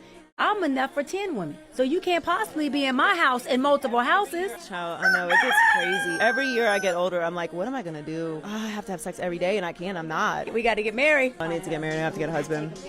We need to get married. I need to get a husband. Why? We got to. All right, ma'am, ladies, the Undertaker is here. Ma'am, you don't even have much life left to offer someone. We got to get married. Not we got to fall in love. We got to get married. All right, so let's hear the rest of this. Find a husband so we can just take him down every morning, every night. We Lies. need it. Yeah. Look at that rack. I mean, I'm going to tell you, man.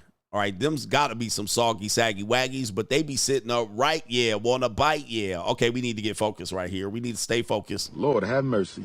We must stay focused, brothers. We must. Them some sloppy titties, boy. I'm going to tell you, them going to be sloppy when she take them up out of that bra. But I tell you what, I'll fold her ass up like a love letter from the second grade. All right, but here this here. We can just take him down every morning, every night. We need it. Yeah. Let's focus. Yeah, let me take a sip. Ooh, Lord have mercy. Yeah, that's a lie. You see how they lied? Okay, we're back. You see, that's a lie. So they're saying that let's get to the main event here. What the hell's going on with my damn here? Hold up for a second. Okay, here we go right here.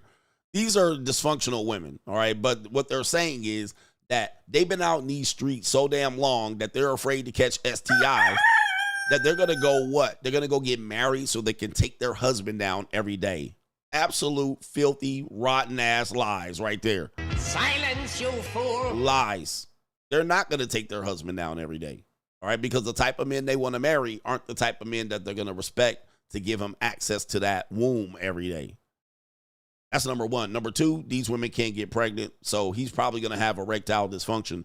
He's not going to have enough pheromones to keep him erect when he's out there trying to bust an old woman, okay? It's not going to happen for him, all right? It's not going to happen for him at all. What man's going to marry these two old women? What man are going to marry them right here? But let's go turn the volume. Let's go ahead and play this clip. Too, my libido's through the roof. I have to have sex every day. Let me take a sip. Oh, Lord have mercy. Everyone was catfishing. Fuck let us in chat rooms. I have no idea. Stranger fucking dating. The idea that... Oh, my goodness. Right here, though. Oh, the humanity. I'll take Joy Taylor down, though. Joy Taylor, if you watching the show, because I know you are, you curious about what the notorious Every Woman's Fantasy is going to talk about, I will fold your ass up over there. She got some nice feet out there. It is what it is, brothers. We just looking at the booty. We're looking at the breast. We're looking at her neck. We're looking at her feet. We're looking at her... No, I ain't looking at no feet. Man, ain't nobody looking at no feet. You ain't looking at feet? I'm looking at feet. Me too. All right, but let's hear the rest. Being critical of America means that you don't love it. It's fucking dumb. Yo, you need to work some shit out. I get that a lot of people don't trust the media anymore, but I think the truth is super important. Silence, you fool. She a bird brain. She a bird brain. I think the truth is... She got too many opinions and not too much thought in that head. All right, she need to be seen more than she's heard. And for some reason, she thinks that she need to be heard more than she's seen. All right, I don't need to hear... Silence, you fool. I don't need to hear this voice for very long at all. Super important. One of the most profitable industries in the history of life is the fear industry. So I don't be believing shit. If you put me in a space where I'm in a corner and I have to defend myself, I am going to say something that is going to mentally and emotionally destroy you. Yep, see? She toxic. Silence, you fool. She toxic. She revealing... guys, pay attention to these red-ass flags. We got wine. We got her on the cock carousel. We got her married and divorced at least once, if not twice. We got her sleeping with her boss to get to the top. We got her out here a whole... And now she's going to try to, instead of leaving, you put me in a space where I have to defend myself. Instead of walking out of the door, she's going to take you down. Okay? Red ass flags. She toxic. That's my goal, actually. That's going to be my goal. People want to experience things that feels authentic. People really attach to something that feels that way, or... Holy moly. Hey, man, Joy, you can lay up on my couch like this, though. Let's not get it twisted. All right, she can definitely lay up on this couch. You can lay up in my bed like this. She got her legs all oiled up like she Gloria Velez. All right, yes, she do. And take your shirt off. All right, but that's neither here nor there. All right, this woman is better seen than I heard. Do you guys agree? Do you guys agree? She looked good, but for some reason, people think that we care about her opinion. Ma'am, toot your ass up. Toot that ass up. And throw it ass in the circle. That's all we need you to do. All right, ladies, take notes. Older, I'm like, what am I? Take notes, ladies. All right, all this talk is not doing you very well. All right, it is what it is. She could be Anna Kournikova, but no. Remember Anna Kournikova didn't talk? She was just a deaf mute, just standing there, holding a tennis racket, and everybody went crazy. She was the most searched up internet personality of all times. All right, you never heard her talk. And she was just as good. Joy Taylor, on the other hand. All right. Be seen, not heard. All right, but let's read this particular ground of the argument right here. She says she needs sex every day and refuses to date anyone under 25. Okay, there you go right there. All right, Joy Taylor want to wrap somebody in that warm embrace. Wrap you in. Yes, indeed. My warm embrace. Now, correct me if I'm wrong. 25 and 38. Yeah, that seems inappropriate if it was a man. If it was a man, men been getting up here saying this shit. Trick Daddy said it. Shannon Sharpe did it. Men been saying they want younger women and, like, you know, emerging adults, but when she says it, everybody's good. The 38-year-old broadcaster broadcaster is right, or casting about broads, it says has built a reputation of her sharp analysis and what is it called? Her sharper tongues. She got a sharp tongue. She's now commanding attention for a different kind, her own life. It says she recently reintroduced her fans to the Tupac personal podcast, this time without the former host, Taylor Rook. Smart decision, Taylor, to separate yourself from this woman. While the split was never officially addressed, the new show, we don't care about that. Let's get down to the nitty gritty. Every year I get older, I'm like, what am I going to do? I have to have sex every day. I can't. I'm not used to this being this way, blah, blah, blah. Where's the 25-year-old? I say this tenderly because I'm 38 effing years old. She says age limit. I would say right now, at my age right now, I wouldn't date anyone younger than 25, 26. Do we have the audio? Do we have the audio of this clip? 25 or 26 for a 38-year-old woman. Do you think this is appropriate? Would you say this is appropriate? We do have the audio of the clip. Man, I'm also like, all right, so here we go right here. We do have the audio. Let's play the video. I say this tenderly because I'm 38 fucking years old. Oh, well. So, yeah, like I've been working for 20 years. I'm a professional adult. So we can cut off a lot of dudes if you dating, you're not dating, whatever. But like Future, what's the age limit? Age limit? As far as youth to older. What's the youngest to the oldest? Like, what's your range? I'm telling myself right now. I would say right now, at my age right now. Yeah, I would not date younger than 25, 26. That's a Why good one. are you laughing? Why is that funny?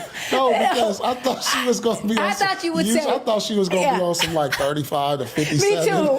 Oh no! I mean, I don't think I could.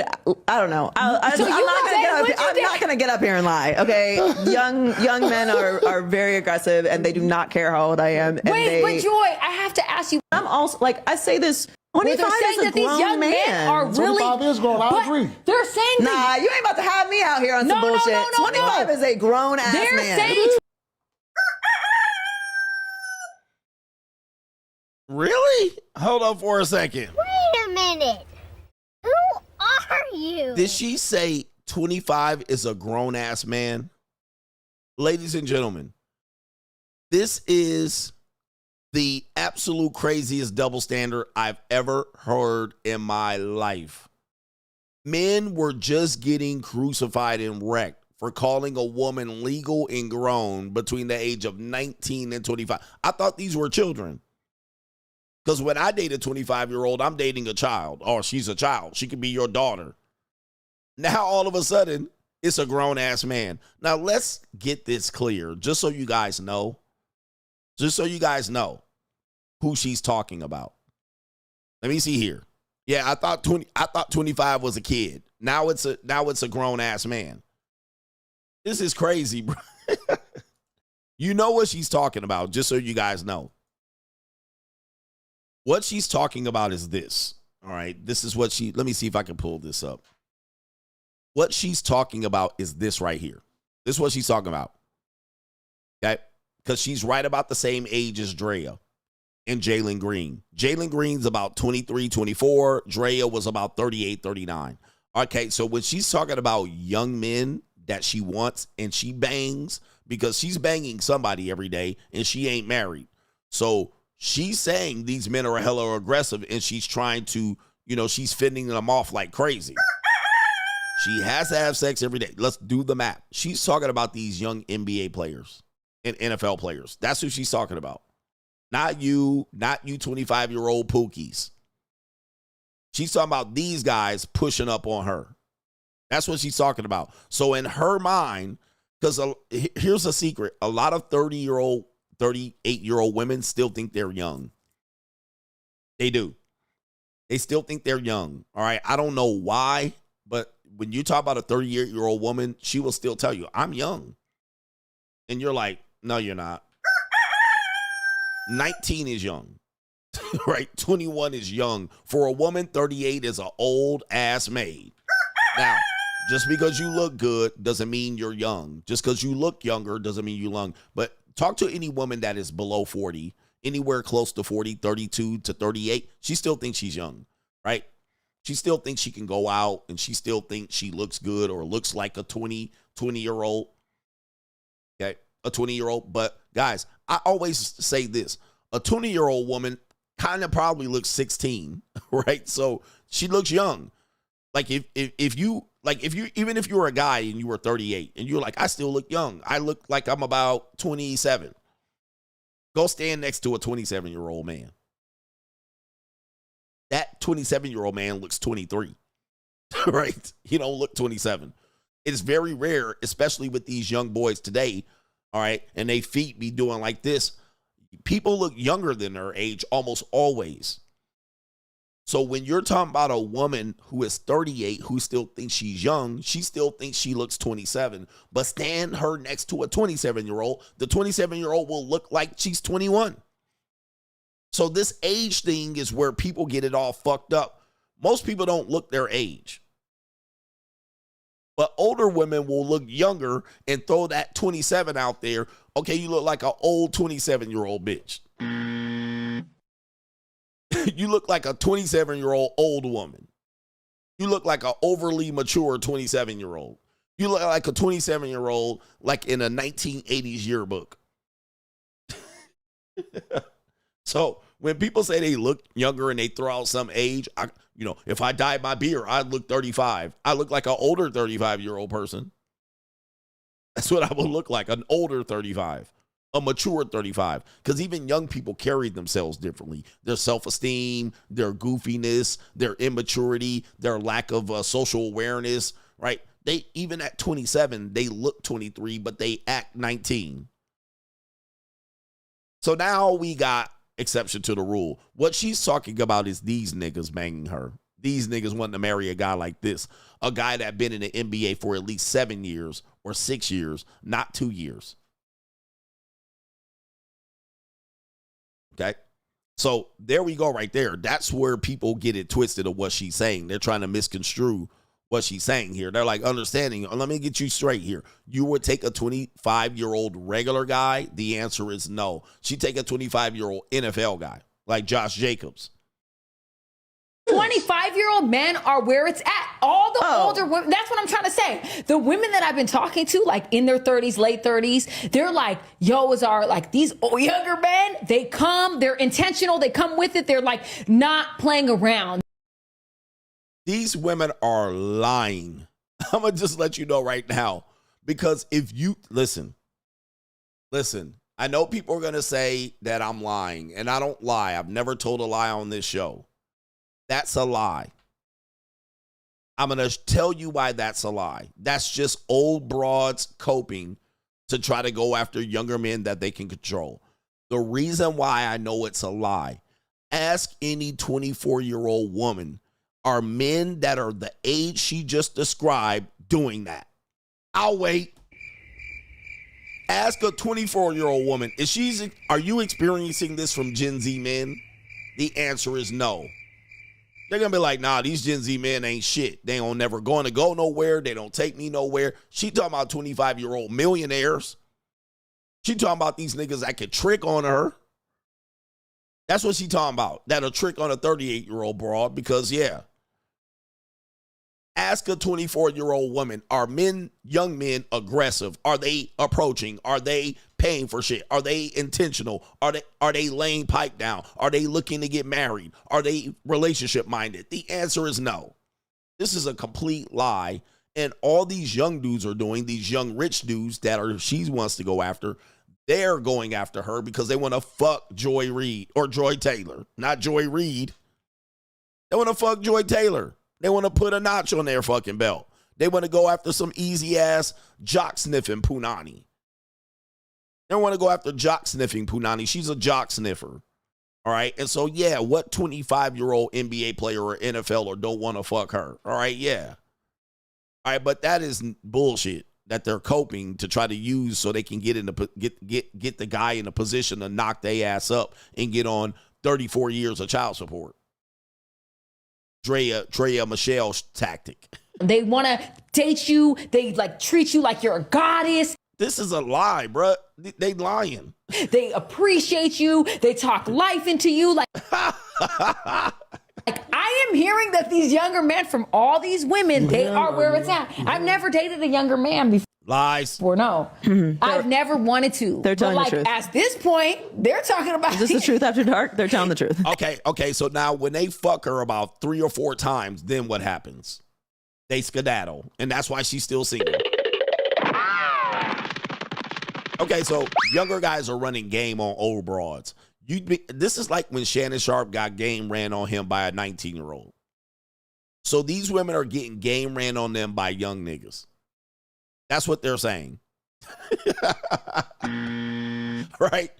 How the hell you getting game ran on you and you 38 years old and got money in your pocket? All right, let's continue. This is what I'm hearing. And even but I don't like it's 20. I don't want to be clear here because I don't like 25 is a grown man. It's a grown man. Joy. Okay. You're not. Don't You're not worry about to have that. me on some bullshit. What about it? What else is non-negotiable for you? Because this is a whole thing. I'm less and less interested in religious men, if I'm being honest with you. I told Paul this the other day. I don't know. You hit me with the man of God thing. I says, but you say God a lot on your podcast. God? Yeah, you be like, God, oh my God. Oh my God. No. Oh my God, it's different. Oh my God, it's different than God. Hey, Paul Pierce, bro. Hey, listen. I know you just swagger jacking my shit at this point, but bro, let's have a conversation. Nigga, get me on the podcast. I know you watching. You're not CGA. You're not able to handle this, bro. Get in the fucking wheelchair and let me get in the captain's chair. All right, I've been seeing you lately. I've been hearing your shit. You sound like me.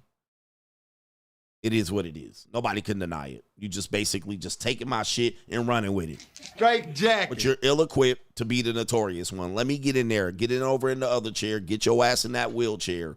And then let me handle these broads. All right? Because I can handle these old dusty broads. All right? I know how to handle old women. All right? But let's get in here. A man of God. If you're leading, I don't know. I've just had some. I've had some negative experiences with people that lead with their religion. Are you religious? Not really. No. So I would say I'm a person of faith, but I'm not. Okay. I was raised in a Baptist church, very, very religious family. I don't think that just because you're a Christian that you are, not living a good life. Oh, this woman an old skeezer. She an old skeezer. And again, she grew up in the church and look what happened. All right, she grew up in the church. Did that stop her from being out here skeezing? All right, no, it didn't. I'm going to give me a God-fearing woman. She don't even want a God-fearing man, skeezer. All right, but shout out to her, man. No disrespect. What is she saying here? Getting back to her shit. I'm just saying, if that's the first thing that you bring to the table, it's a red flag for me because I don't. They're hiding behind their religion. I don't care. Why? What does this matter to me? With that before? That's what that happened. Multiple times. Yeah. Yeah, you might have a trigger behind that. I do. Sure. Yeah, I do. Yeah, I absolutely. Yeah. I'm acknowledging. I'm triggered by this, and it's it's become a red flag for me. She a walking red flag, but I understand what she's talking about. I'm not saying that if you believe in God that you are a red flag. I also don't give a fuck. So just tell somebody else about it. I think for some men, they think that that's what women are looking for. Like looking for a good Christian man. Yeah. And some people are, but just not me. So that's my thing about religion too. Like, like man may not like lead with it, but like some men needed to pull them out of places. Like when there's nothing else, like I felt like religion like pulled me out of some dark places. Mm-hmm. And like I believe religion or faith. Faith, probably faith, right? More so than like because to me those are two different things. Okay, believing in God, having spirituality, having a connection with your spiritual side, praying. Why do black people talk so much about God? I don't understand why black people talk so much about religion and God, and you guys are fucking heathens. It's so disgraceful. And then y'all get on the podcast thumping Bibles and talking morality. And look at your fucking neighborhoods and communities. Look at the out-of-wedlock births. Look at the single mothers. Look at the divorce. Look at the goddamn Pookies and Ray Rays, you guys. Pookie spawns out here. You guys, look at the filth and look at the feminism, the misogyny, the misandry. Look at the amount of out of wedlock sex that you guys have. Look at the hypersexuality. Like, what are we talking? I cannot stand when black people talk religion. You guys are goddamn heathens, man. Might as well accept the devil at this point and be guided by Satan himself. You guys are fucking heathens, man. Stop. Stop it. Can't stand you Bible thumpers. And then these celebrity Bible thumpers. I can't stand when these people get up here and talk about religion so much. It's so terrible. Terrible. And she talking about whoring and getting sex every day. Then want to come out here, religion and faith. All right, stop. Paul Pierce, stop. Stop. I can't stand when they do this. Because one minute they joking about sex. The next minute, the Lord said in 1 Corinthians, in the Bible it says 1 Corinthians chapter 8, and you ain't read nary any Bible. Man, go sit the fuck down. All those things I do. Yeah. But same, but religion is different. To lead with like, like, let's go to church on Sunday. I'm Christian, I'm Catholic, I'm, Baptist, Understand whatever that. it is, that's like your religion versus I'm a man of faith because I. And we listening to these skeezers about religion. I mean, I can't, man. I can't take black people seriously, for real.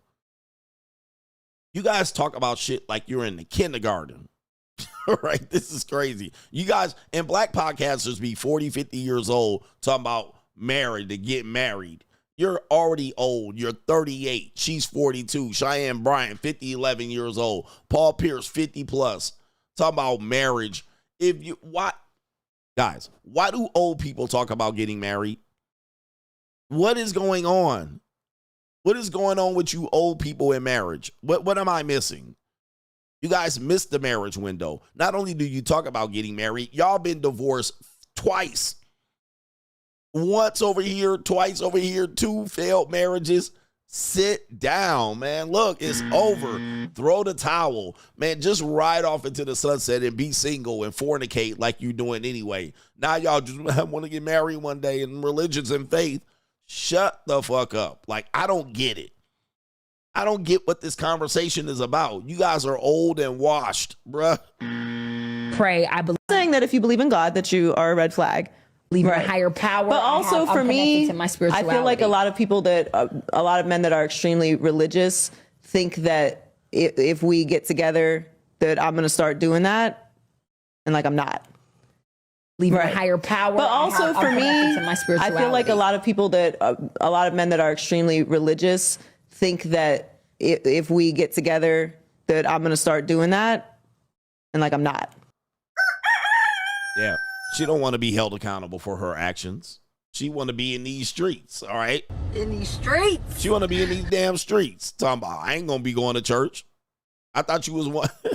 Goodness, anyway. I think that's about it. All I can handle of these two people right here. But if you want to go see her videos, go join her podcast. I would put up a poster of her. What did she look like 5 years ago? That's what I want to know. All right, but I wouldn't want to look like what she looked like young. Hold on for a second. Joy Taylor at age 19. Age 19. Let's see what's going on here. All right. Let's see what we got. Do we got some young? Okay, we got one here. All right. I don't know if that's 19 though. All right, so hold on for a second. I want to make sure this is not going to be an underage photo of her. All right, so we do have a photo of her right here. This looks like it possibly is a high school photo, so I can't say too much, but there she is. She looks a lot cuter. You can see right here, this is the natural version of her. This is the version that nature gave her to find a goddamn husband and stay with one. Now, what is this version over here? The Jezebel version, okay? That's the Lilith version over there. That's the spirit of Satan over here. This is the feminist version of her. She was over here in her natural element, riding on pheromones and fertilized punani. This is the unfertilized version of her over here. This is the whole unfertilized version of her over here. This is the psyops version. This is the Medusa version over here. All right, here we go right here. I'll take her back here all day because she can be moldable. All right, over here, not malleable. This is over here, frozen. All right, it is what it is. Shout out to y'all. That's the main event. Do me a favor, hit the like button. I think we'll save the rest of the other part of the show for tonight. All right, we have modern women. I'm going to play this clip. This clip is going to come up for tonight's show unless there's a very, very big news development. We're going to run this as the main event. Modern women. Shout out to Kevin Samuels.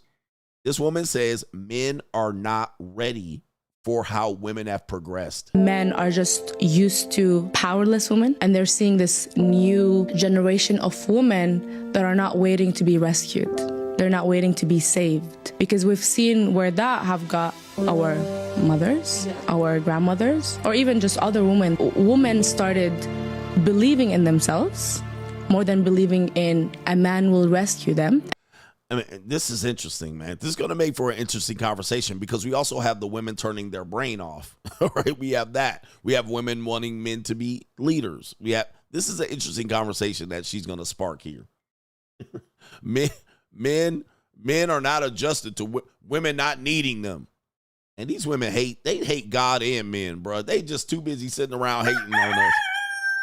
I mean, it's true, but yeah, that's feminist. Like men don't want none of that. But of course, more women identify as feminists. So you're going to get more women that initially, like, I want you, but I don't need you until they need some money. All right. But why don't you step up and be a man? Oh, man. Shout out to you, brothers, man. Thanks for enjoying this fantastic show of great knowledge and edutainment. We're going to give the last brothers a last word. So if they have any last words, let me know, or it will be saved for tonight's show. Tonight's show is on like Donkey Kong, 5 o'clock Pacific, 8 o'clock Eastern. We got Miles Murrow was the last one on the Venmo. We got who else is on the Cash App? We got Joshua Moon says, you roasting home prices is in different states last night was another level of funny. I was rolling. Shout out to the Detroit real estate market that got crushed. LT always enjoy did whole marriage wheel all the way through it and out. The marriage wheel is undefeated. All right. Apparently Andrew Tate came up with it. I don't know. Possibly in the future they'll give him credit for it. He'll read it and he'll say bingo. And then all of a sudden he came up with it. I came up with it. I've had it in my book published too. It's published in my book, The Evolution. So if anybody steals it, I'm going to be like, Michael R., coach 100% right. Traditional relationships can't work in modern times. We lack the tradition and the community that made traditional relationships successful during Americans' middle class time. Times have changed. There's not even a middle class anymore. There's no community and or access.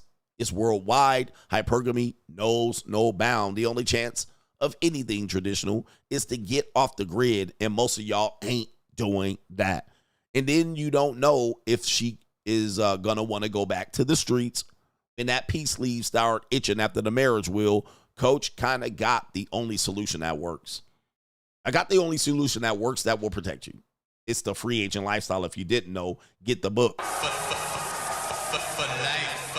Get the book. What men want me to do is somehow get you to get into a better deal with the modern woman, if you will. Nah. You know what you do is you put her on your program. By the way, that comes from pimp culture. Put her on your program is pimp culture. You guys got to understand what you're listening to. When the man says put her on your program, that comes directly from pimp culture. All right. So what they're doing is giving you pimp knowledge. All right. But I don't see pimps getting married. Right here. I don't see pimps being with traditional women. They're with skeezers and broken women and then bitches with daddy issues and whores. All right. So how is this information going to help you? And you a L7 square. You a lame. They still like to say these things, so I'm going to say it. How the hell are you going to put a woman in pimp mode and you a whole goofball beta male simp? All right, your pimping is not in full effect. Your pimping is limping, and I'm pimping, leaning, and fiending. You're not going to put a woman on your program. You ain't even got no program. What program do you got, nigga? Show me your program. Show me your wallet. Show me your gold. Like, you You ain't fixing to do shit, bro. Because look, the one thing I know about dating and women, and this is the truth, they are the variable. If you know math, where's our math teacher? They're the variable. You're the constant. Know anything about math? Soon as the variable changes, so does the whole answer. Okay? You're the constant. You're number 6, and they're the X. And equals is what you factor in. Well, how do you factor for X? All right? As soon as you put a number or a number for X, now you can factor in and get the goddamn answer. You can have the answer, and then you can change the fucking variable, and the whole goddamn thing changes. All right? They're X. You can throw X in any goddamn equation, and it changes the whole answer. So if you're looking to solve the issue with women, no. That's not the solution, nigga. Right? That ain't the solution, bro. Your solution is going to be outside of them. Meaning that you build your life later outside of them. Now, every now and then you'll say, well, a woman can add value to a guy. They could, nigga, but I could hit the lottery tonight. Okay, they could. They typically don't, but they do in certain circumstances. All right, these are very rare exceptions, and then exceptions prove the rule right. So solving the problem with and through them is not going to work. Any person telling you to do so, that they're misleading you. And in fact, I want you to find even their proof. If they tell you their solution is through the woman, let me see the woman. Let's see the solution. Let me see what you got. Let me see the results. I want to see the results. They don't show you one. Right? They don't have one. But the only one that I have seen doing this right now is that hasn't been truly exposed to having a fraudulent relationship is Anton. He's the only one because his wife typically stays away from social media. She not putting herself all in the video, all on the record. All right. So she ends up kind of just staying in her own lane and not exposing herself. But look at the track cons. Not even Matt Walsh woman shuts her damn mouth. She all on social media every goddamn day on Twitter all day. Same as Candace Owens, same as Steven Crowder. They'll tell you they have a traditional marriage and then pull the wife up. Pull them up. They're going to end up being a rebellious, cantankerous, sassy mouth woman. Anything but traditional.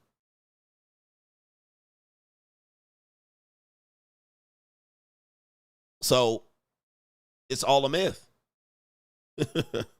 Michael R says also, Coach, I don't know if you're still trying to grow the viewer base, but if you did a vertical stream on your second channel, you become discoverable for people scrolling through YouTube shorts. I've considered it.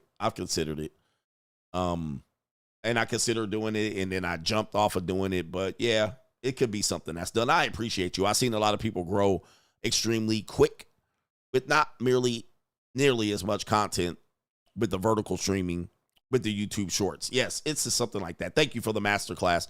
I've considered it for sure. And then I think I was going to do it, and then I jumped back. I was like, never mind, but we'll see. Maybe we'll do it. Yeah. And then, somebody mentioned other people. You know, the other people, as soon as they show up, it debunks all of the bullshit. And then she's like, she is a pistol. She is one big whippersnapper. Right? I like her. She's a little sassy. She has a little spark to her. She has a little oomph. And I'm like, oh, so you a simp. All right. So you a simp. You're a weak link. You're spineless. You're a coward. She ain't on your program. But anyway, he says, there's a guy that has one like that, and she's on his program.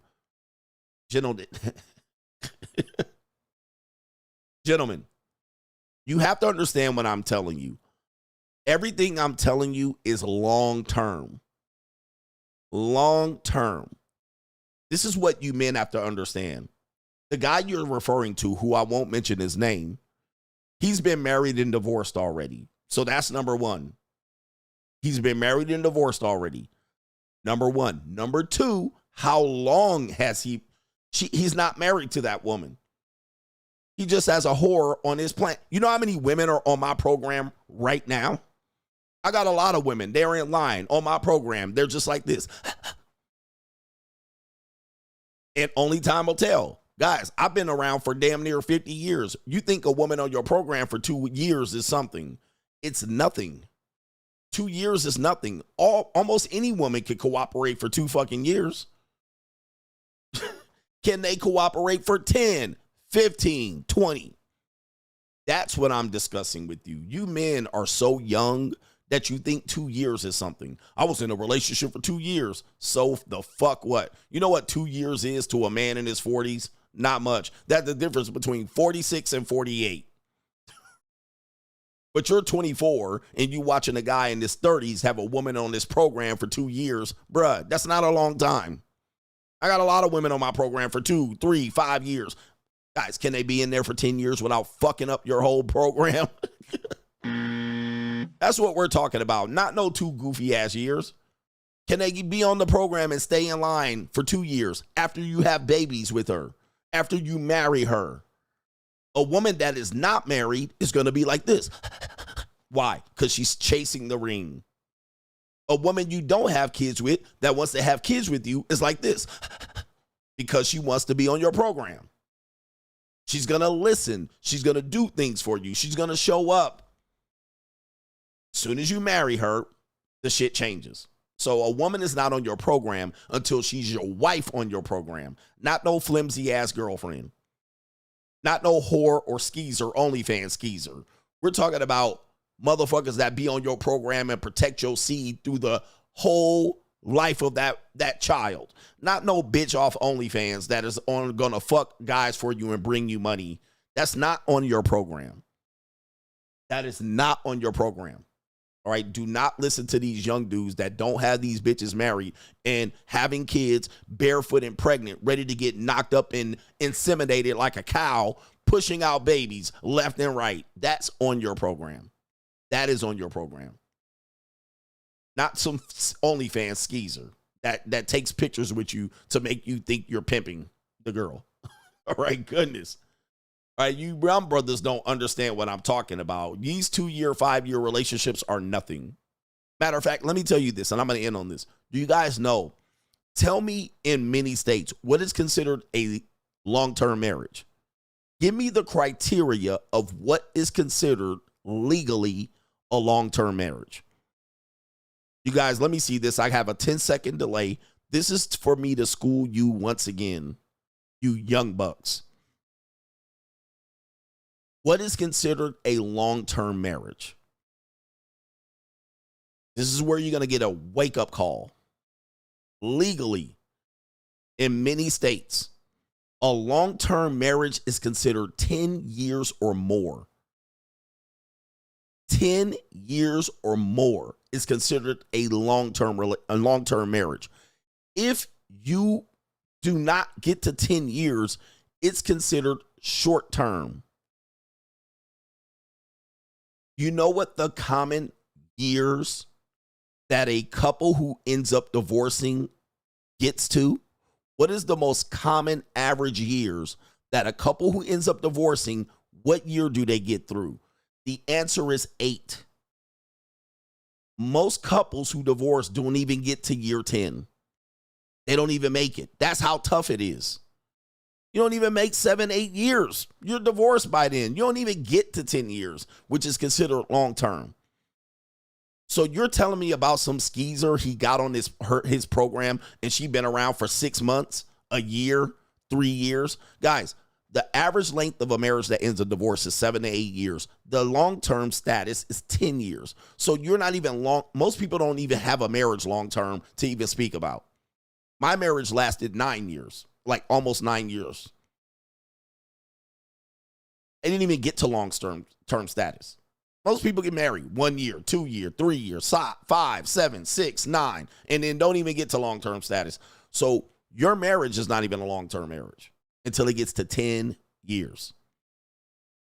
10 years is considered an achievement legally to make it to marriage, and most people don't even get there. Then when you talk about do people get to 20 and 30? Nope.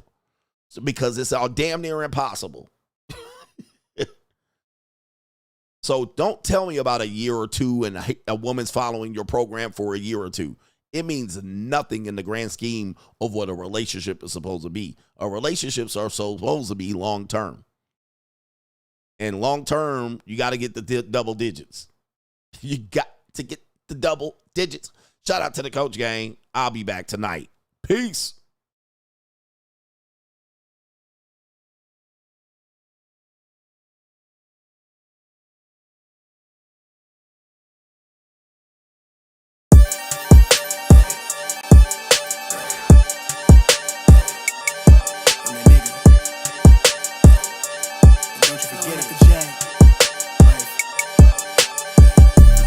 Vibe blowing at the J, got the loud jumping at the pay. Everything I'm on slack. Everything I do is got the Benz jumping at the bay. Vibe blowing at my J, got the loud jumping at the pay. Everything I'm on slack. Maybe with the Brazilians, this would be the first. They wild, I think. I'm innocent. Bro, you hear that guy?